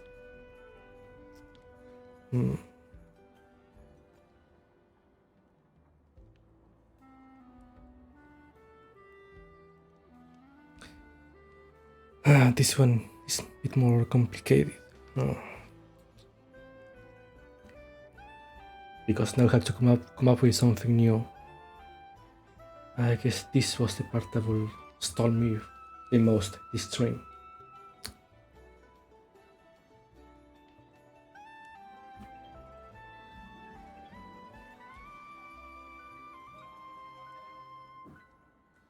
Oh, sorry, have to leave, go to work.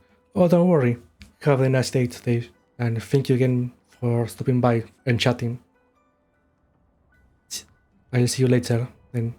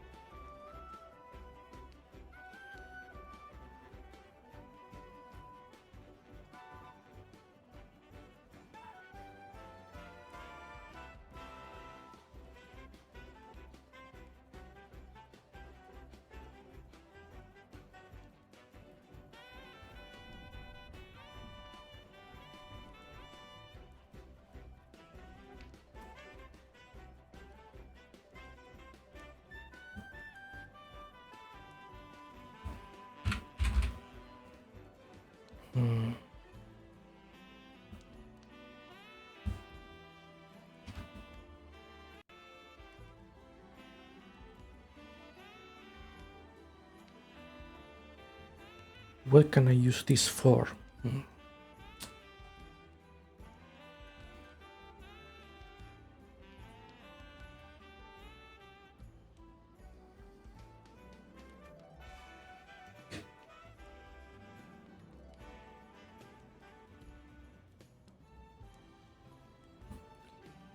Let's see. The head causes damage debuff. The arms have a chance to deal critical damage. And the legs, what can they do?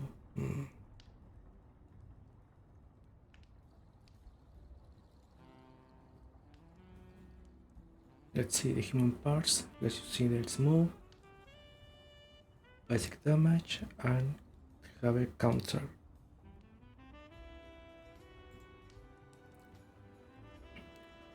The mantis lets you dodge one attack. The snake confuses the enemy.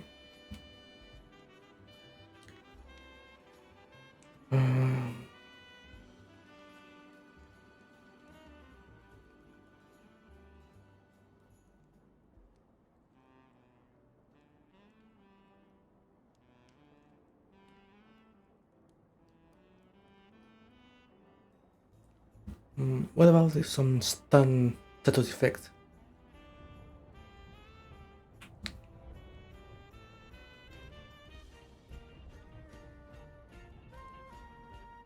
Like it makes the battler leap forward like a charge attack, and that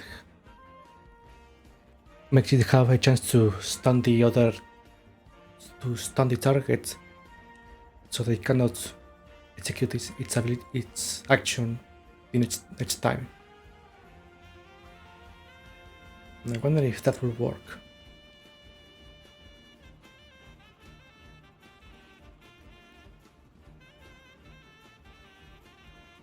I guess for now that we have to do.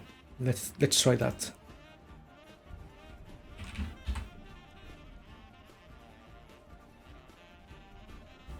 Okay, which means we have to change the name and description.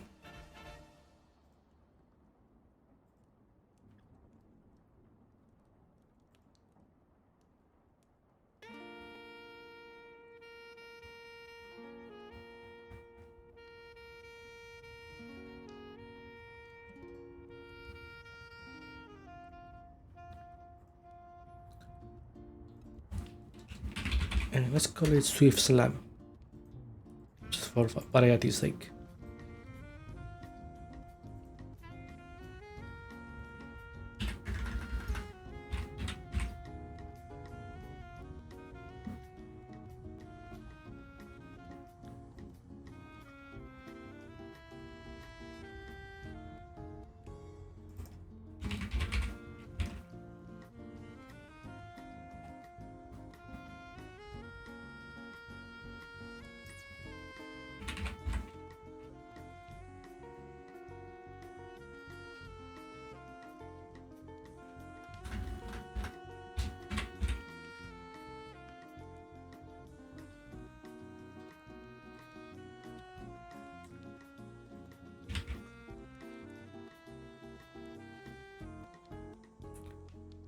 Right, generate rename.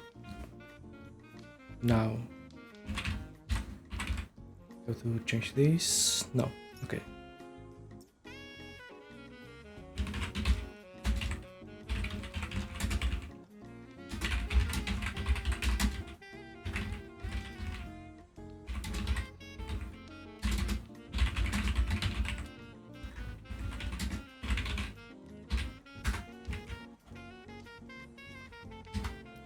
Okay, let's see if this looks okay.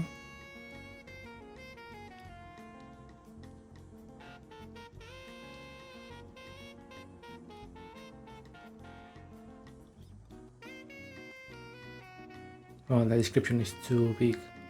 Let's see.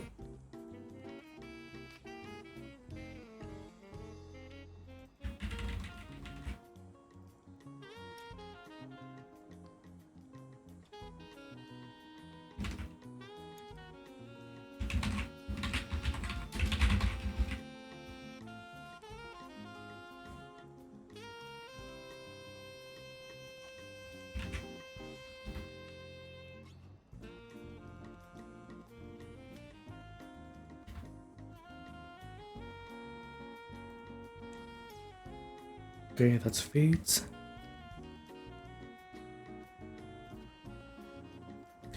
And now we have to make a new status effect.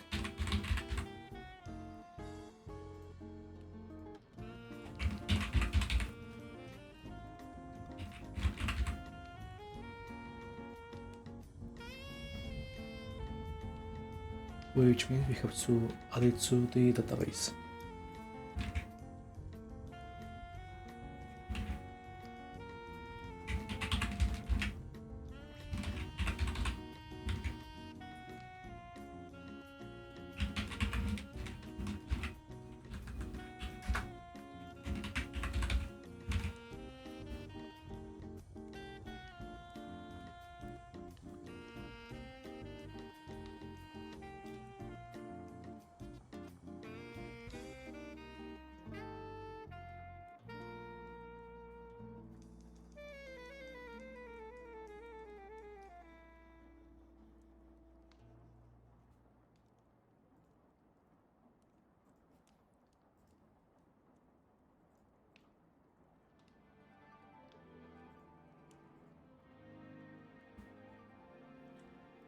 Okay, we added the status. Now we go here.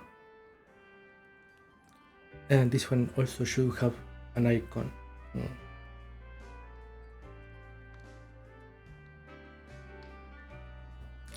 I have to remember to make this during the week. In any case, let's see.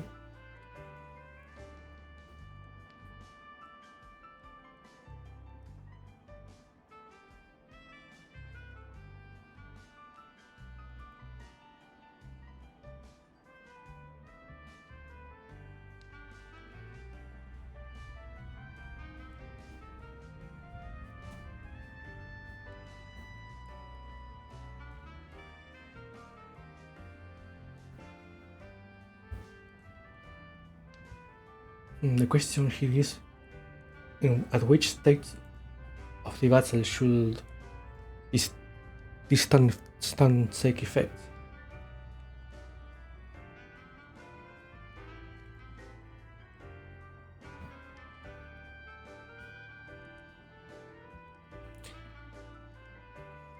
Should it be when it's about to do the attack or before?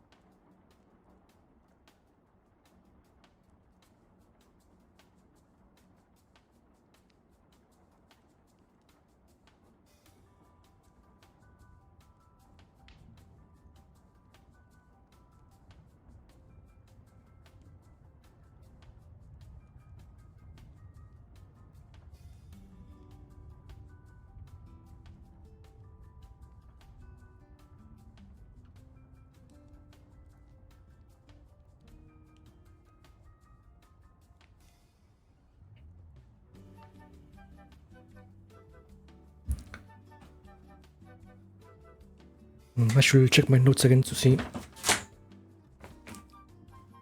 what are the stages of the Path of Flow.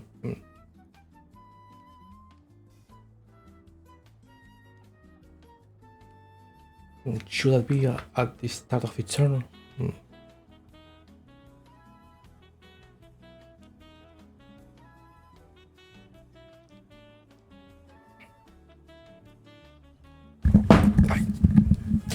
Sorry, I hit the desk. Ow. And my hand.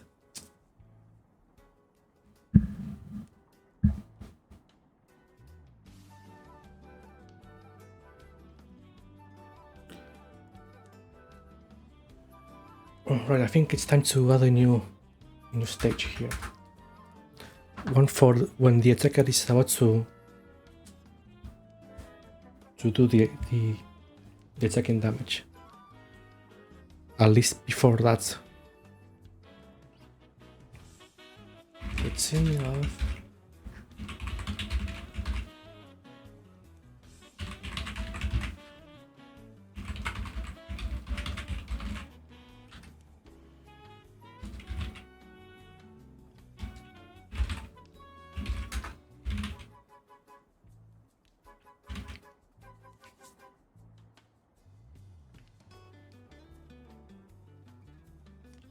Okay, like this. Now, get this here.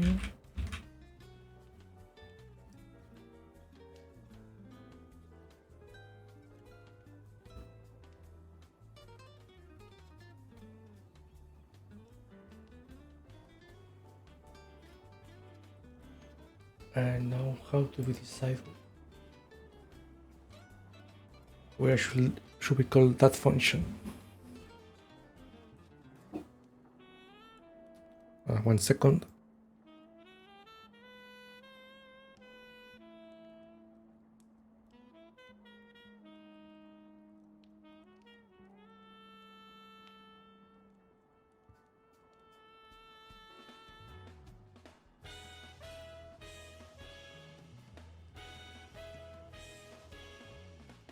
Right, where was I?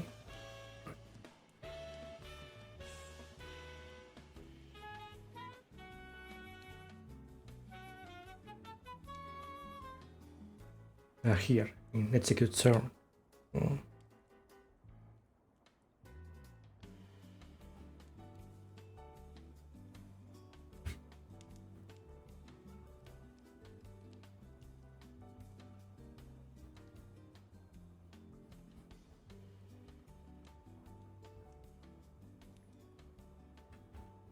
Maybe I should make it so that it returns a boolean to allow or not to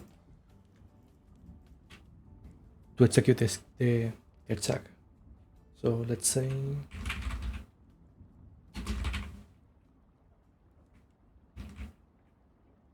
like this.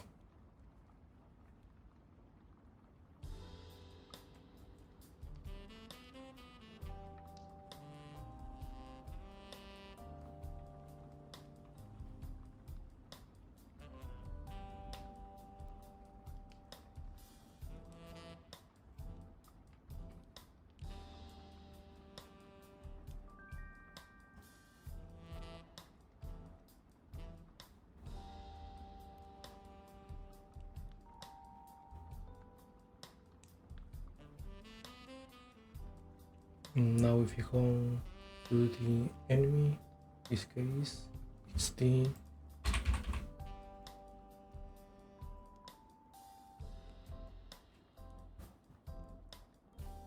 now I think here is where I should call that function.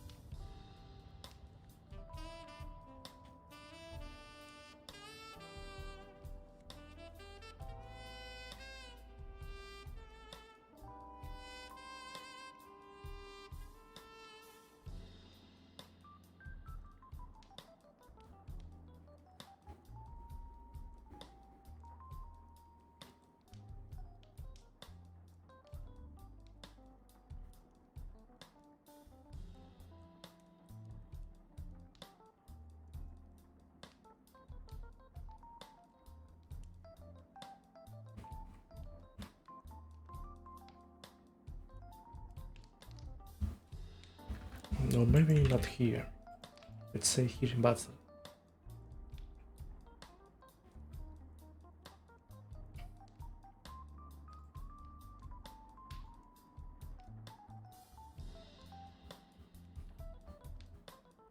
Maybe here at turn start.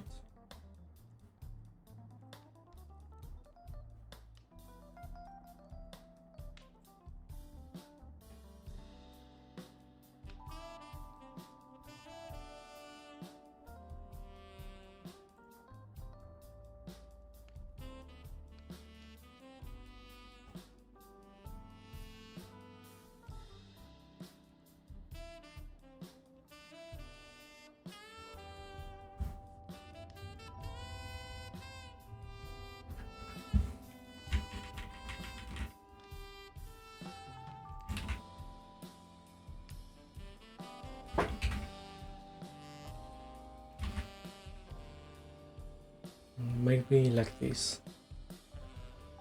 So now,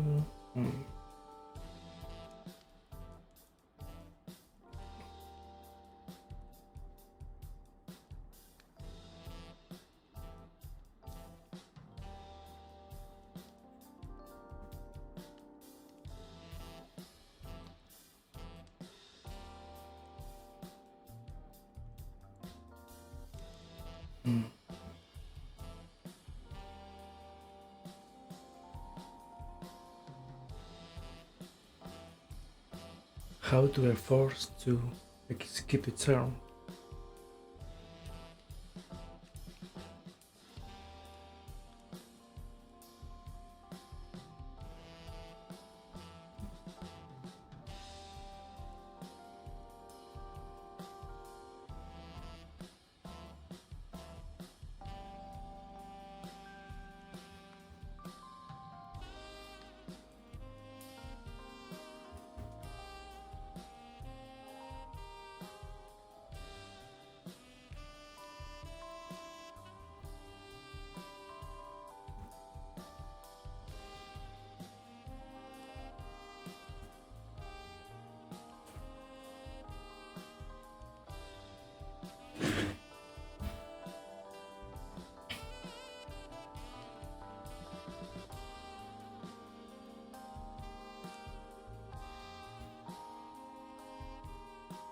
Is it maybe here?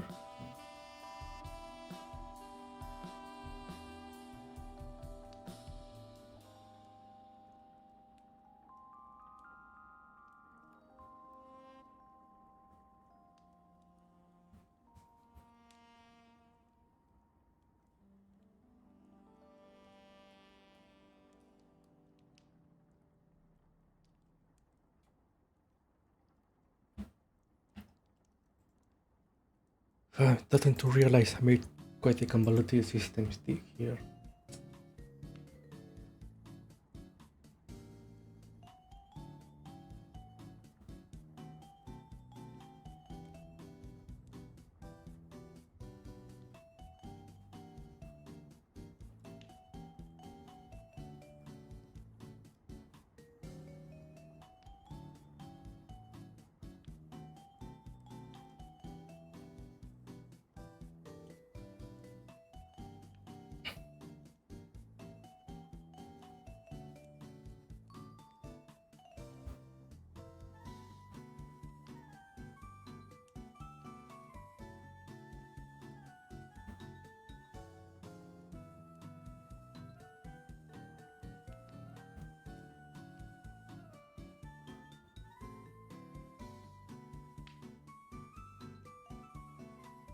Because it's not the same case for the player and enemy. For the turn execution.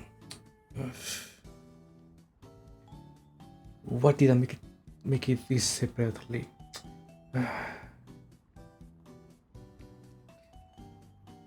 This is a flaw that I have to fix for other games. Otherwise, I will get stuck with this too.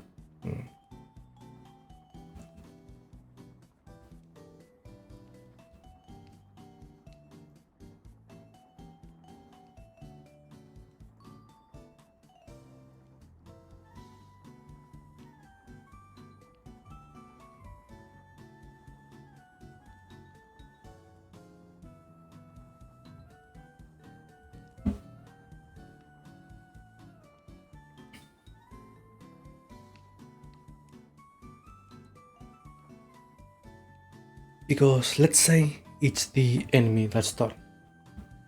It will check, let's see where, here.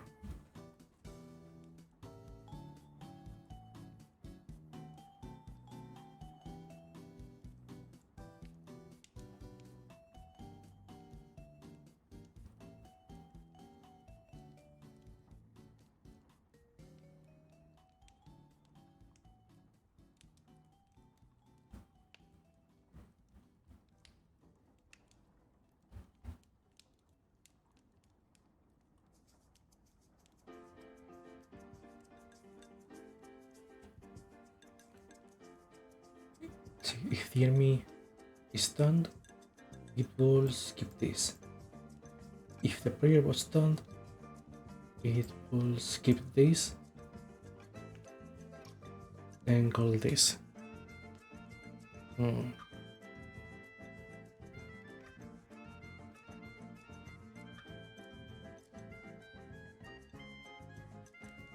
But how do we manage that?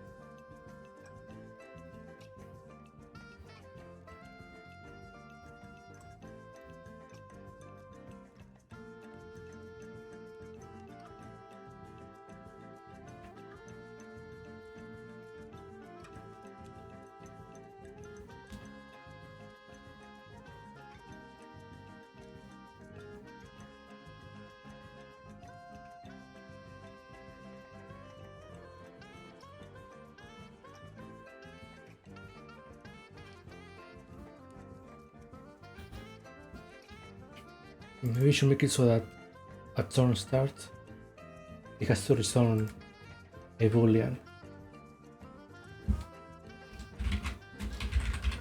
Like this. And returns it, it can continue the execution of the turn or not. So here,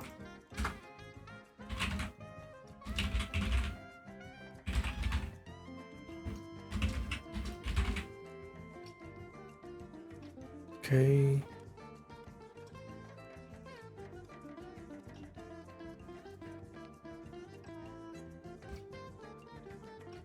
And for each status, we call this.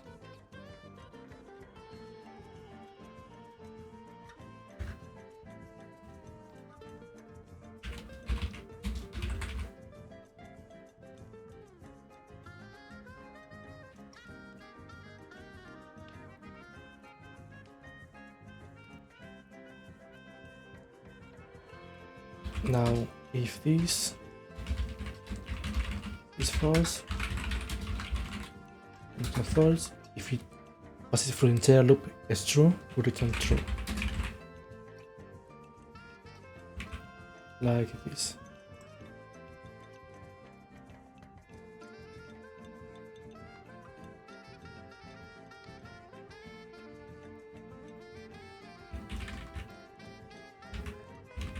Okay, now we change this. And we go here. And the enemy here.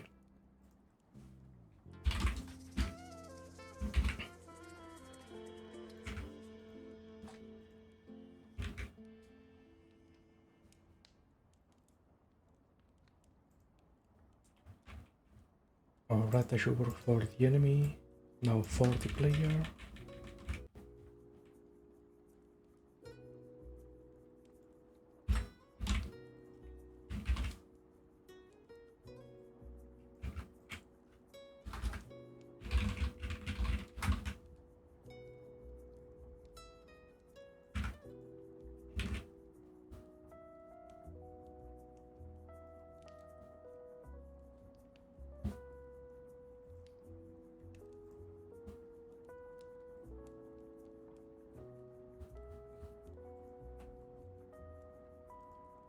Okay, we do this. Now here.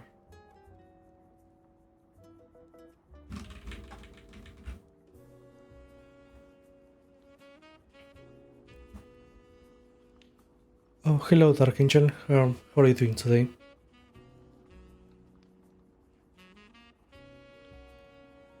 I'm making, let's say, turn-based RPG. I will actually in a second. Perhaps I want to finish this.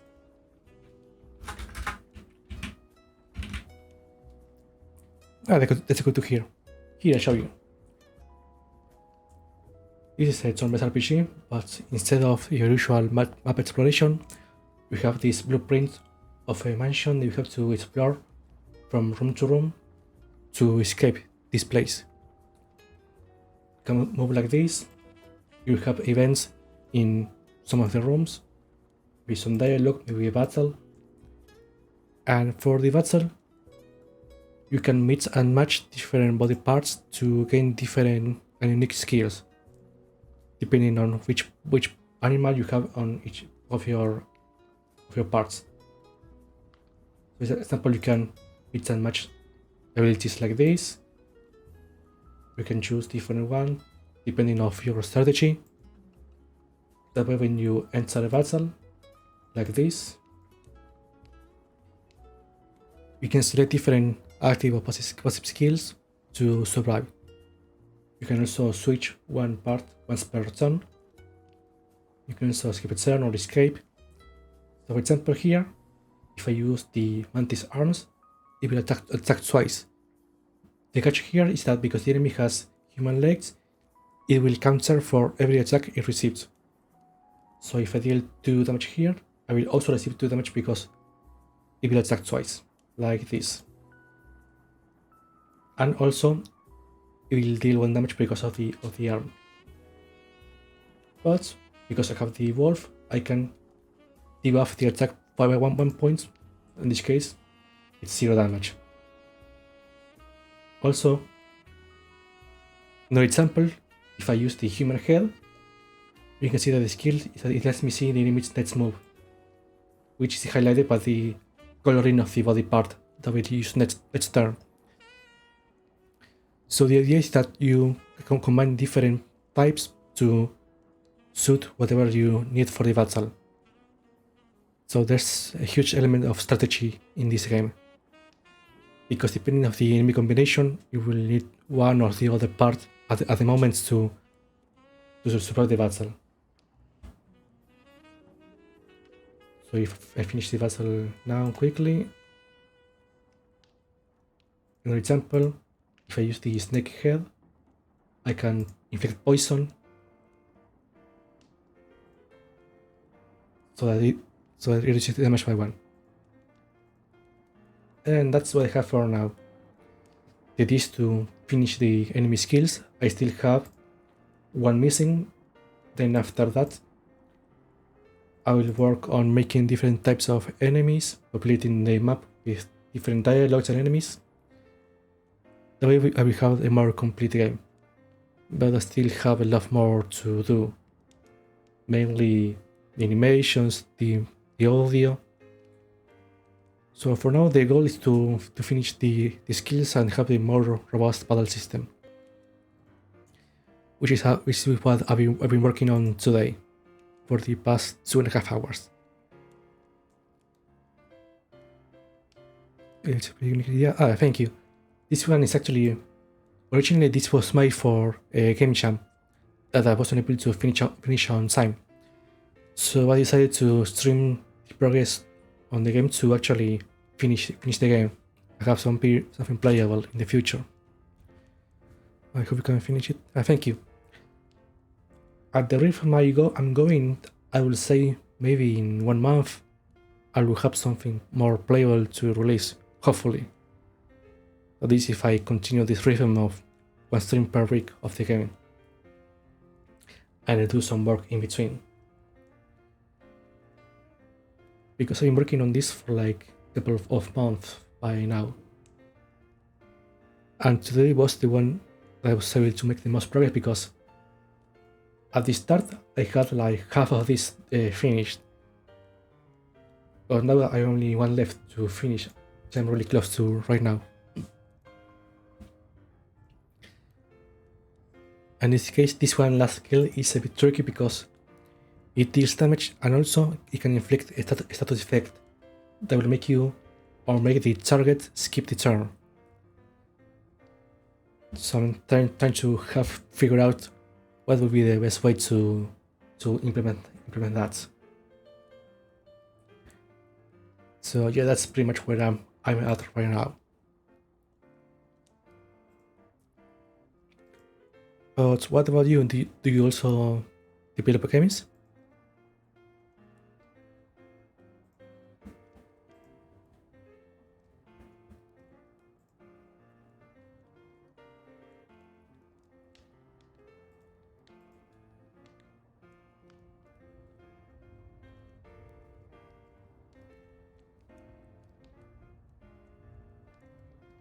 Sorry, I just got that.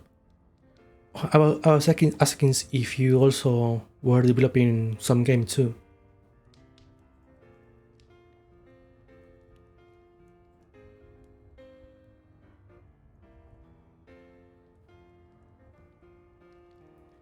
Oh, nice. What engine are you using?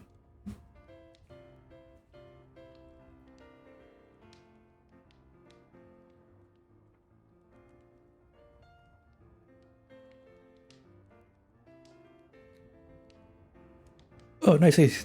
Oh, nice. Finally found another Godot user. It's good to hear. So, are you working on anything right now?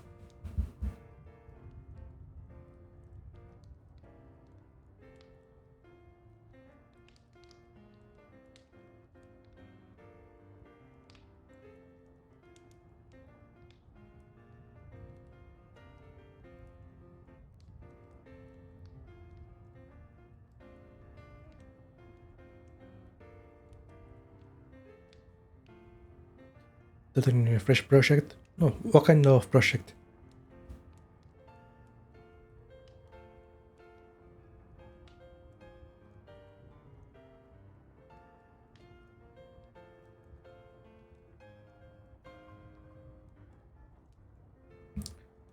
Working on a way survival idea you have. Oh, I see. Nice. Is it based on something like Vampire Survivors? That one's been pretty popular lately, from what I've seen.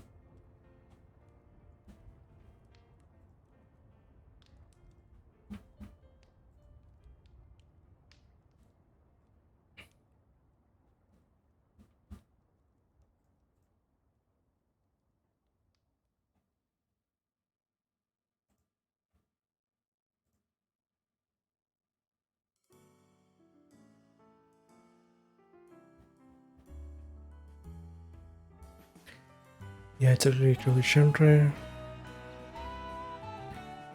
I'm working for experience. Oh, that's good. Working on a genre that's already been explored gives you a lot of knowledge of, at least make sure you know well how to make it so that you don't make as many mistakes since it's already been made so many times. That's a pretty good idea. Hope it goes well.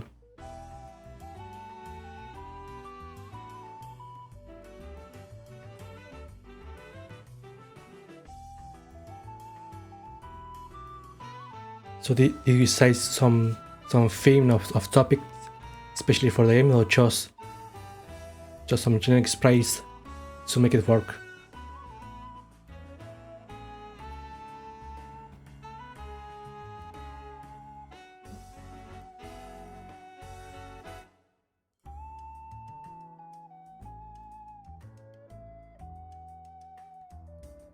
Program it out for now. Oh yeah, I know what it's like.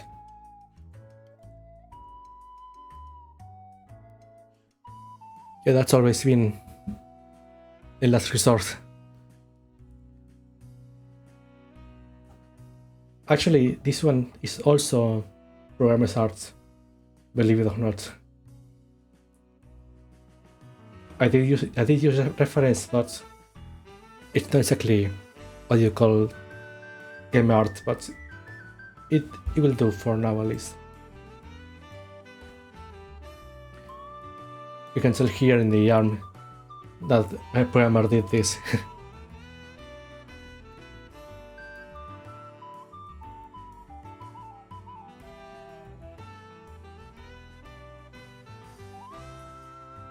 Yeah, unfortunately, it's not like I can find already made assets for this type of theming. So I have no choice but to make it myself. So it's a bit placeholder and a bit final art. Hopefully this looks unique enough that it will stand out and not look too much as programmer's art.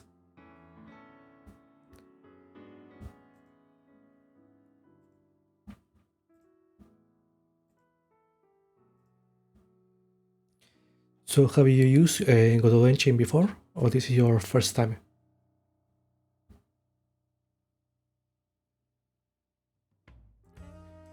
Using vector art? No, it's all made here with the drawing tablet. I drew it myself.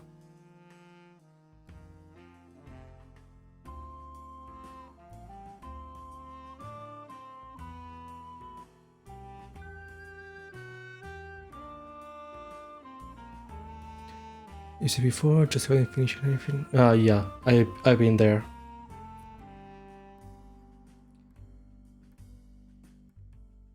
I guess technically I didn't finish many projects also, but the ones I did were really small games, like some gaming shop project or some small runner. Nothing too elaborate yet. Hopefully this one will be the first one that will qualify as a finished project. Him background, watching you. Alright, no problem. Have fun working on your project too.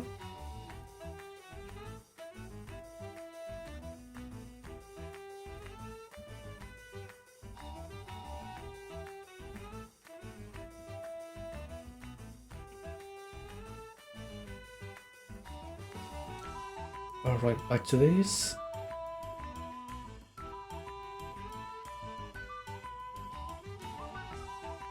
Okay, this stone status.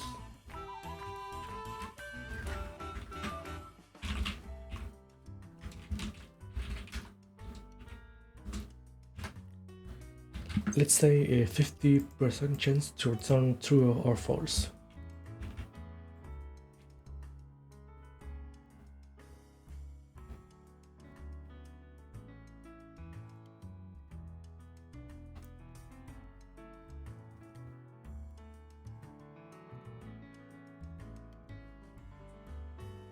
And at the end of the turn, let's remove the status.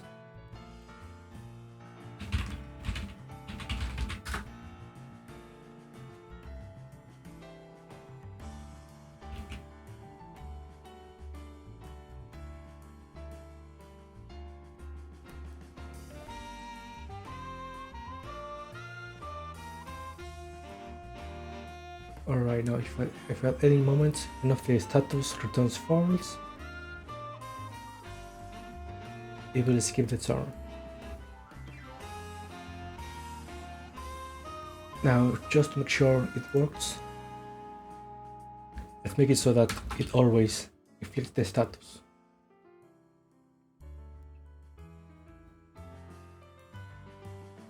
So let's say here,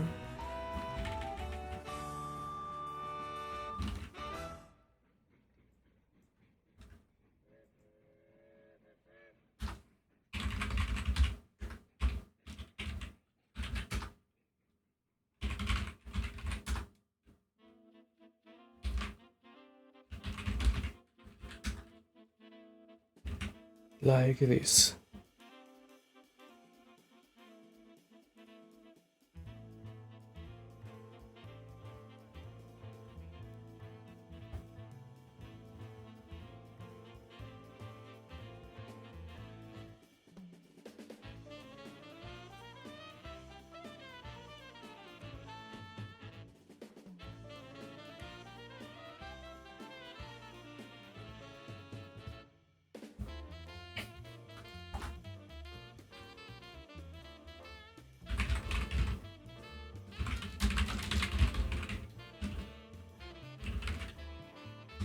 Let's add this for debugging.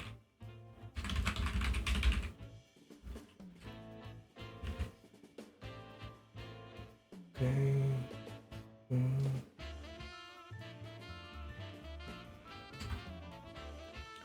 Not this here.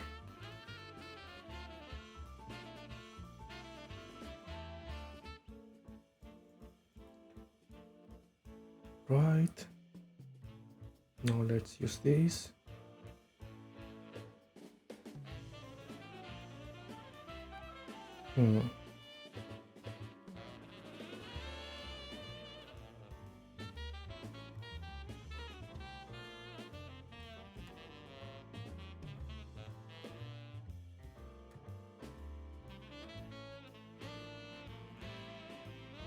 Okay.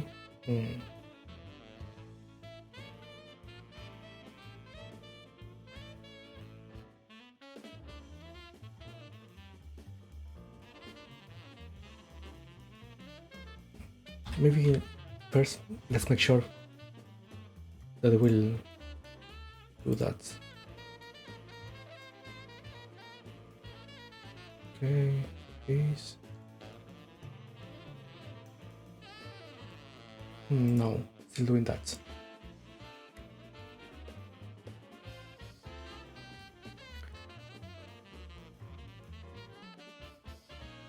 Okay, actor starts.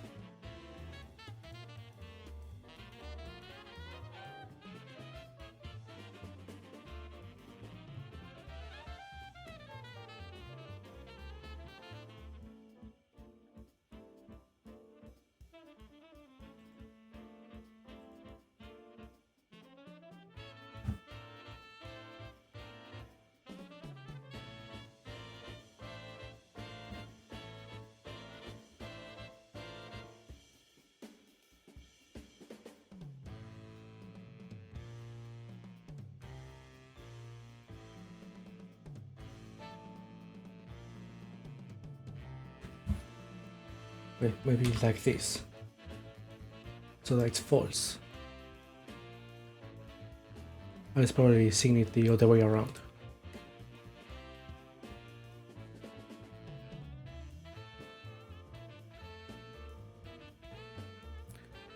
Oh, hello, Ninjanime. Thank you very much for your message. Have a great night too.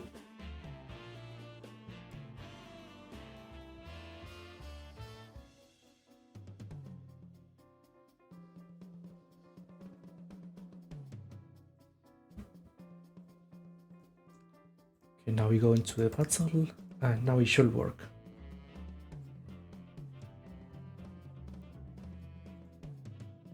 We do know it will add the stun effect. So the flow should be, it deals 1 damage, it counters, but when your enemy wants to punch, it will be stopped by the stun effect. Let's see. Okay.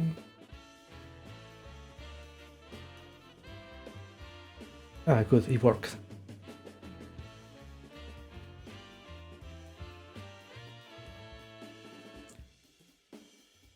I don't know if I should keep the counter for the stand, but should I?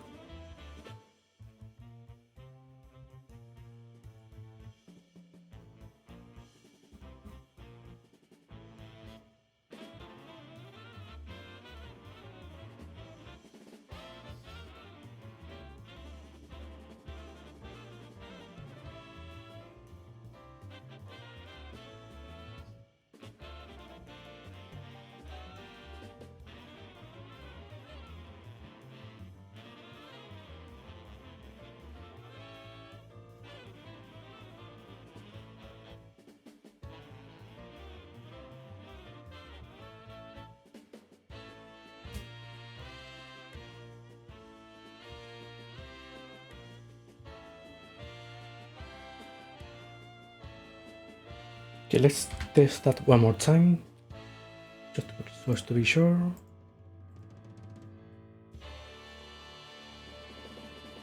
Yeah, it's done. It doesn't do anything. It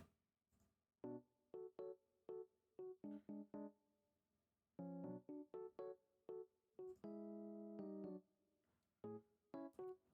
But I guess for all intents and purposes, the skill is working. That's good.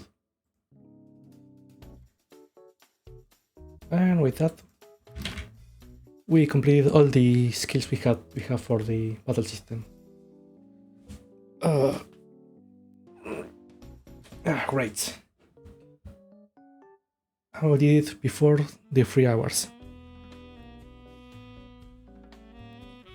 I have to say that went way better than expected.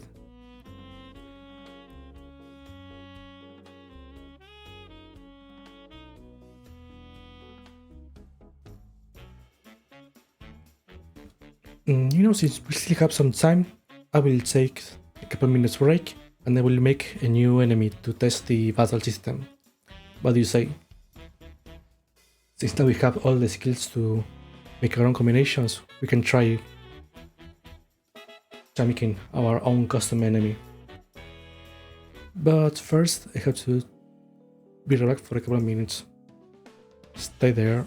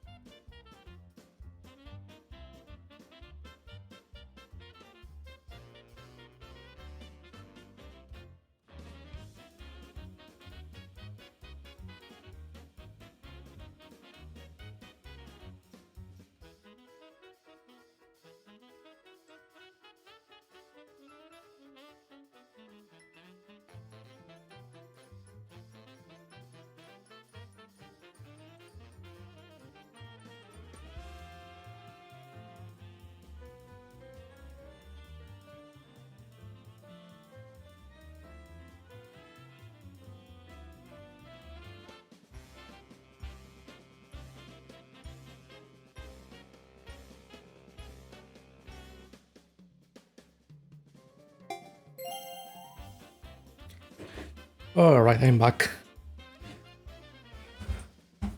Okay, let's go for the last push of the day. This one is really special because we're about to make a brand new enemy to add to the battle. Now, for testing purposes, I was thinking of making just one basic enemy with all the creature parts from the same creature, just for testing's sake. So maybe no crazy combinations yet.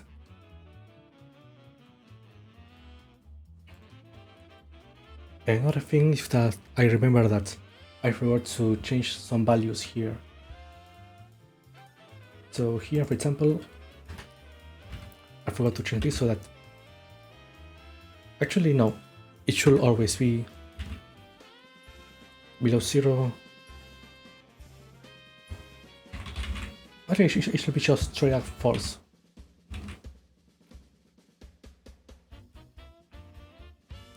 So that it guarantees that it will not do anything.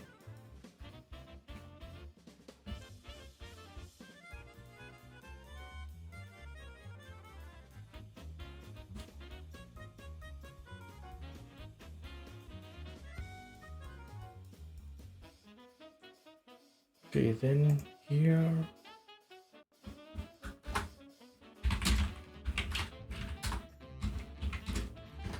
Let's set it at a 50% chance of stunning. Alright, now it's functional.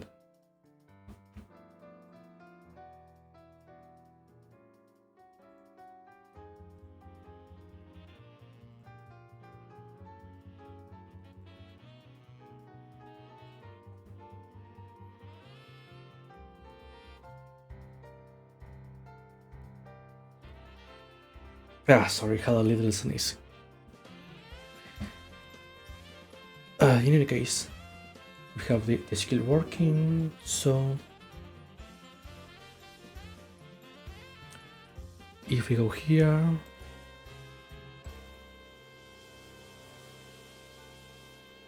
we'll see that this inherits from Butler.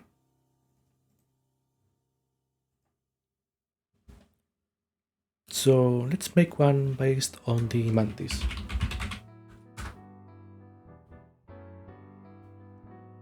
Actually, no. How do I? Like this.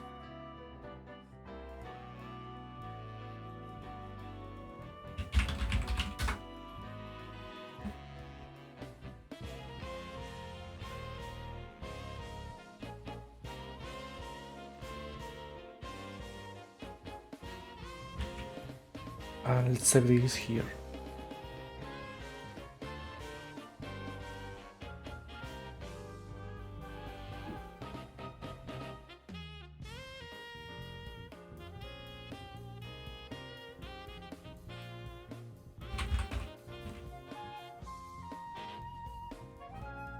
I need to make a new resource for this.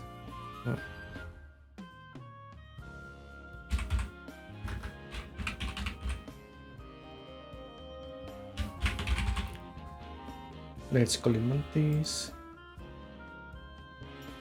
And let's set up the HP to 4.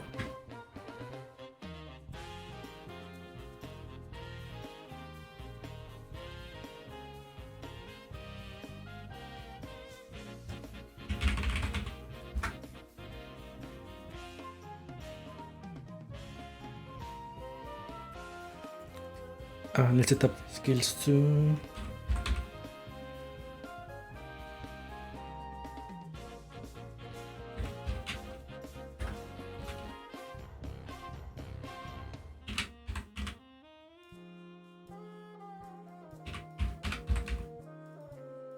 Alright, like that.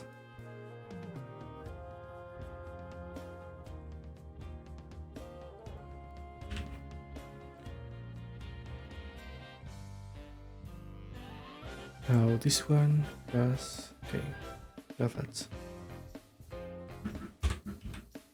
So invert the scale and then set up these two.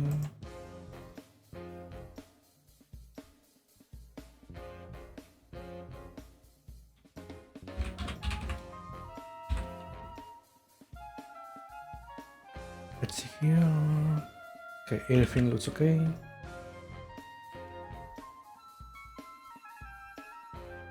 So now if I go to the, not the menu, the map here. Okay, this node here.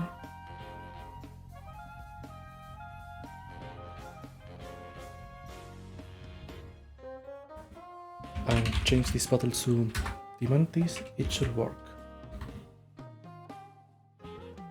Let's see.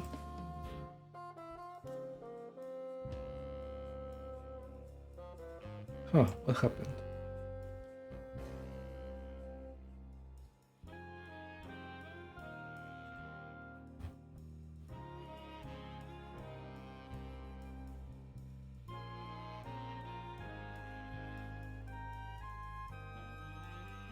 Did I break something? Yeah.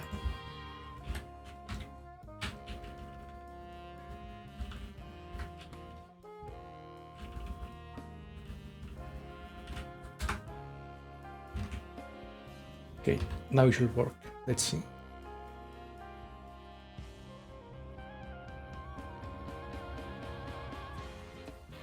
Right, I forgot to add that to the list.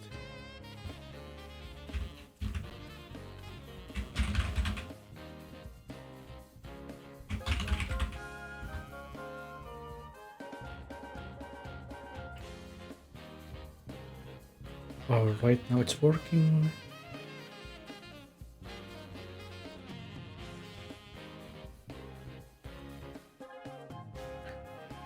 Okay, let's give it a basic AI.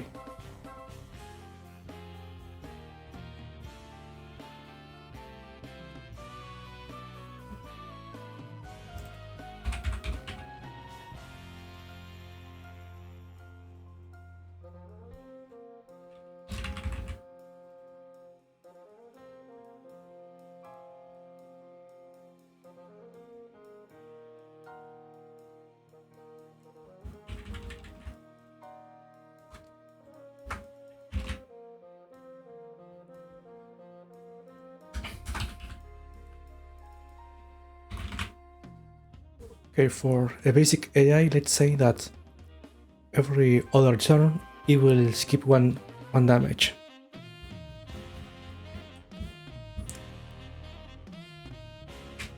So for that, let's keep a turn counter like this.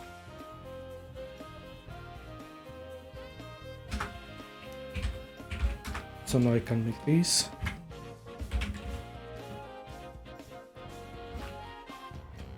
And let's say if turn counter. How was it to make to check if it was even or odd, the number? Let's see.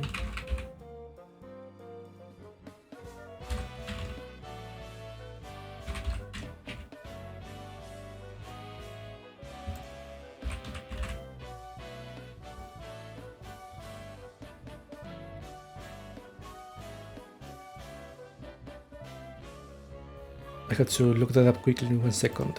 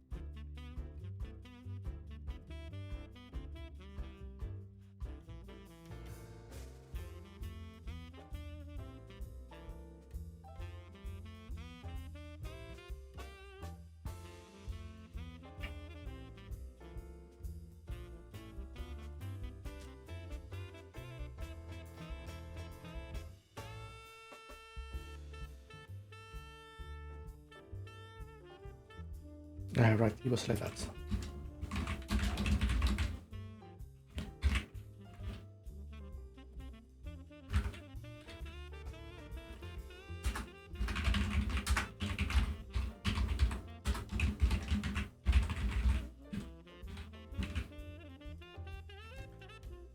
Alright, I should do it.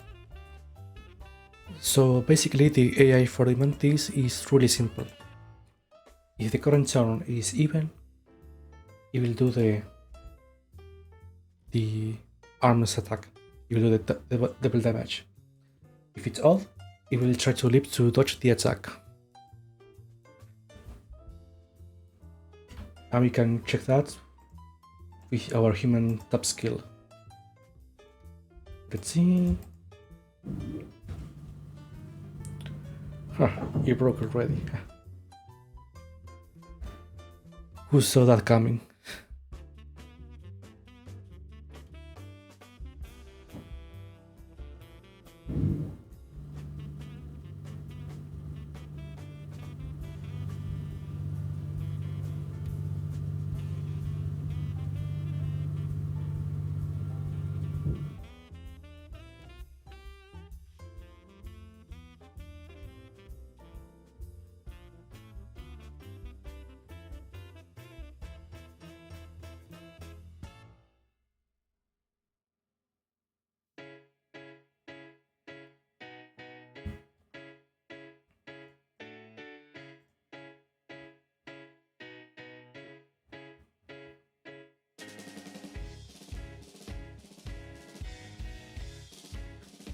Right, why did it break? Let's see. Skills up.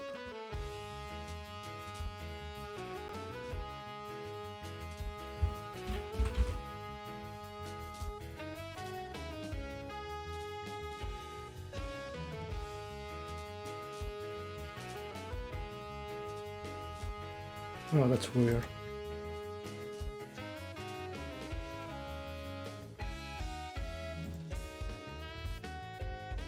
Oh, didn't keep the variable.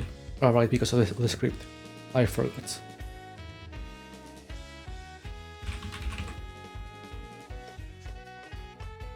Okay, everything looks good. Let's try that again.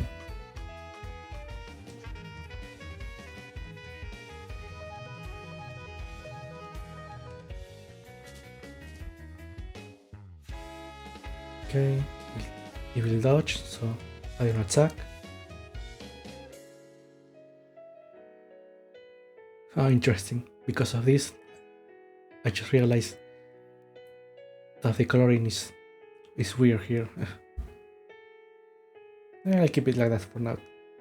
Okay, so now we know that it will do this, so let's keep the counter attack. Instead, let's see, should we change the arms? Or should we either lower the damage or have a chance to dodge? Let's use this. Now we punch. And neither. I wonder if it's because of the head. Let's try it again. Yeah, definitely it was the head. So let's poison them.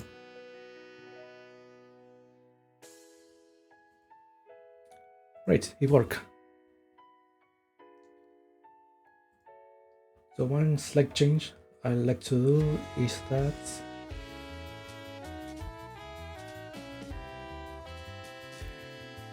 instead of every odd turn, even turn should be odd. That way, at the first turn, you will do the attack.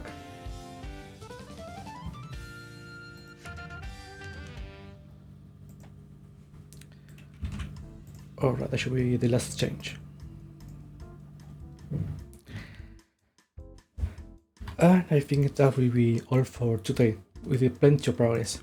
We have all the working skills for every creature, for every body part, and we even managed to make a new type of enemy. one that has all the body parts of a mantis, with its basic AI. So yeah, overall it was a great time today. We've made plenty of progress, we chat a lot. So yeah, I think I'll stop for today. Thank you everyone who watched, who lurked, who commented, who saw the stream, who liked what they saw of the game so far. I'll go back to this game next week, next Sunday, around maybe the usual time, maybe a bit earlier. But yeah, if you haven't yet, I'd like to reach that goal for the affiliates. You can also follow me on Twitter for more updates on other games. Also, there's the itch.io link below if you'd like to try some of my projects. But until next time, I'll see you all. Have a nice rest of the Sunday.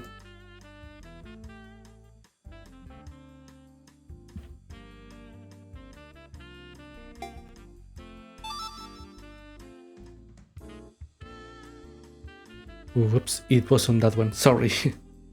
Wrong button.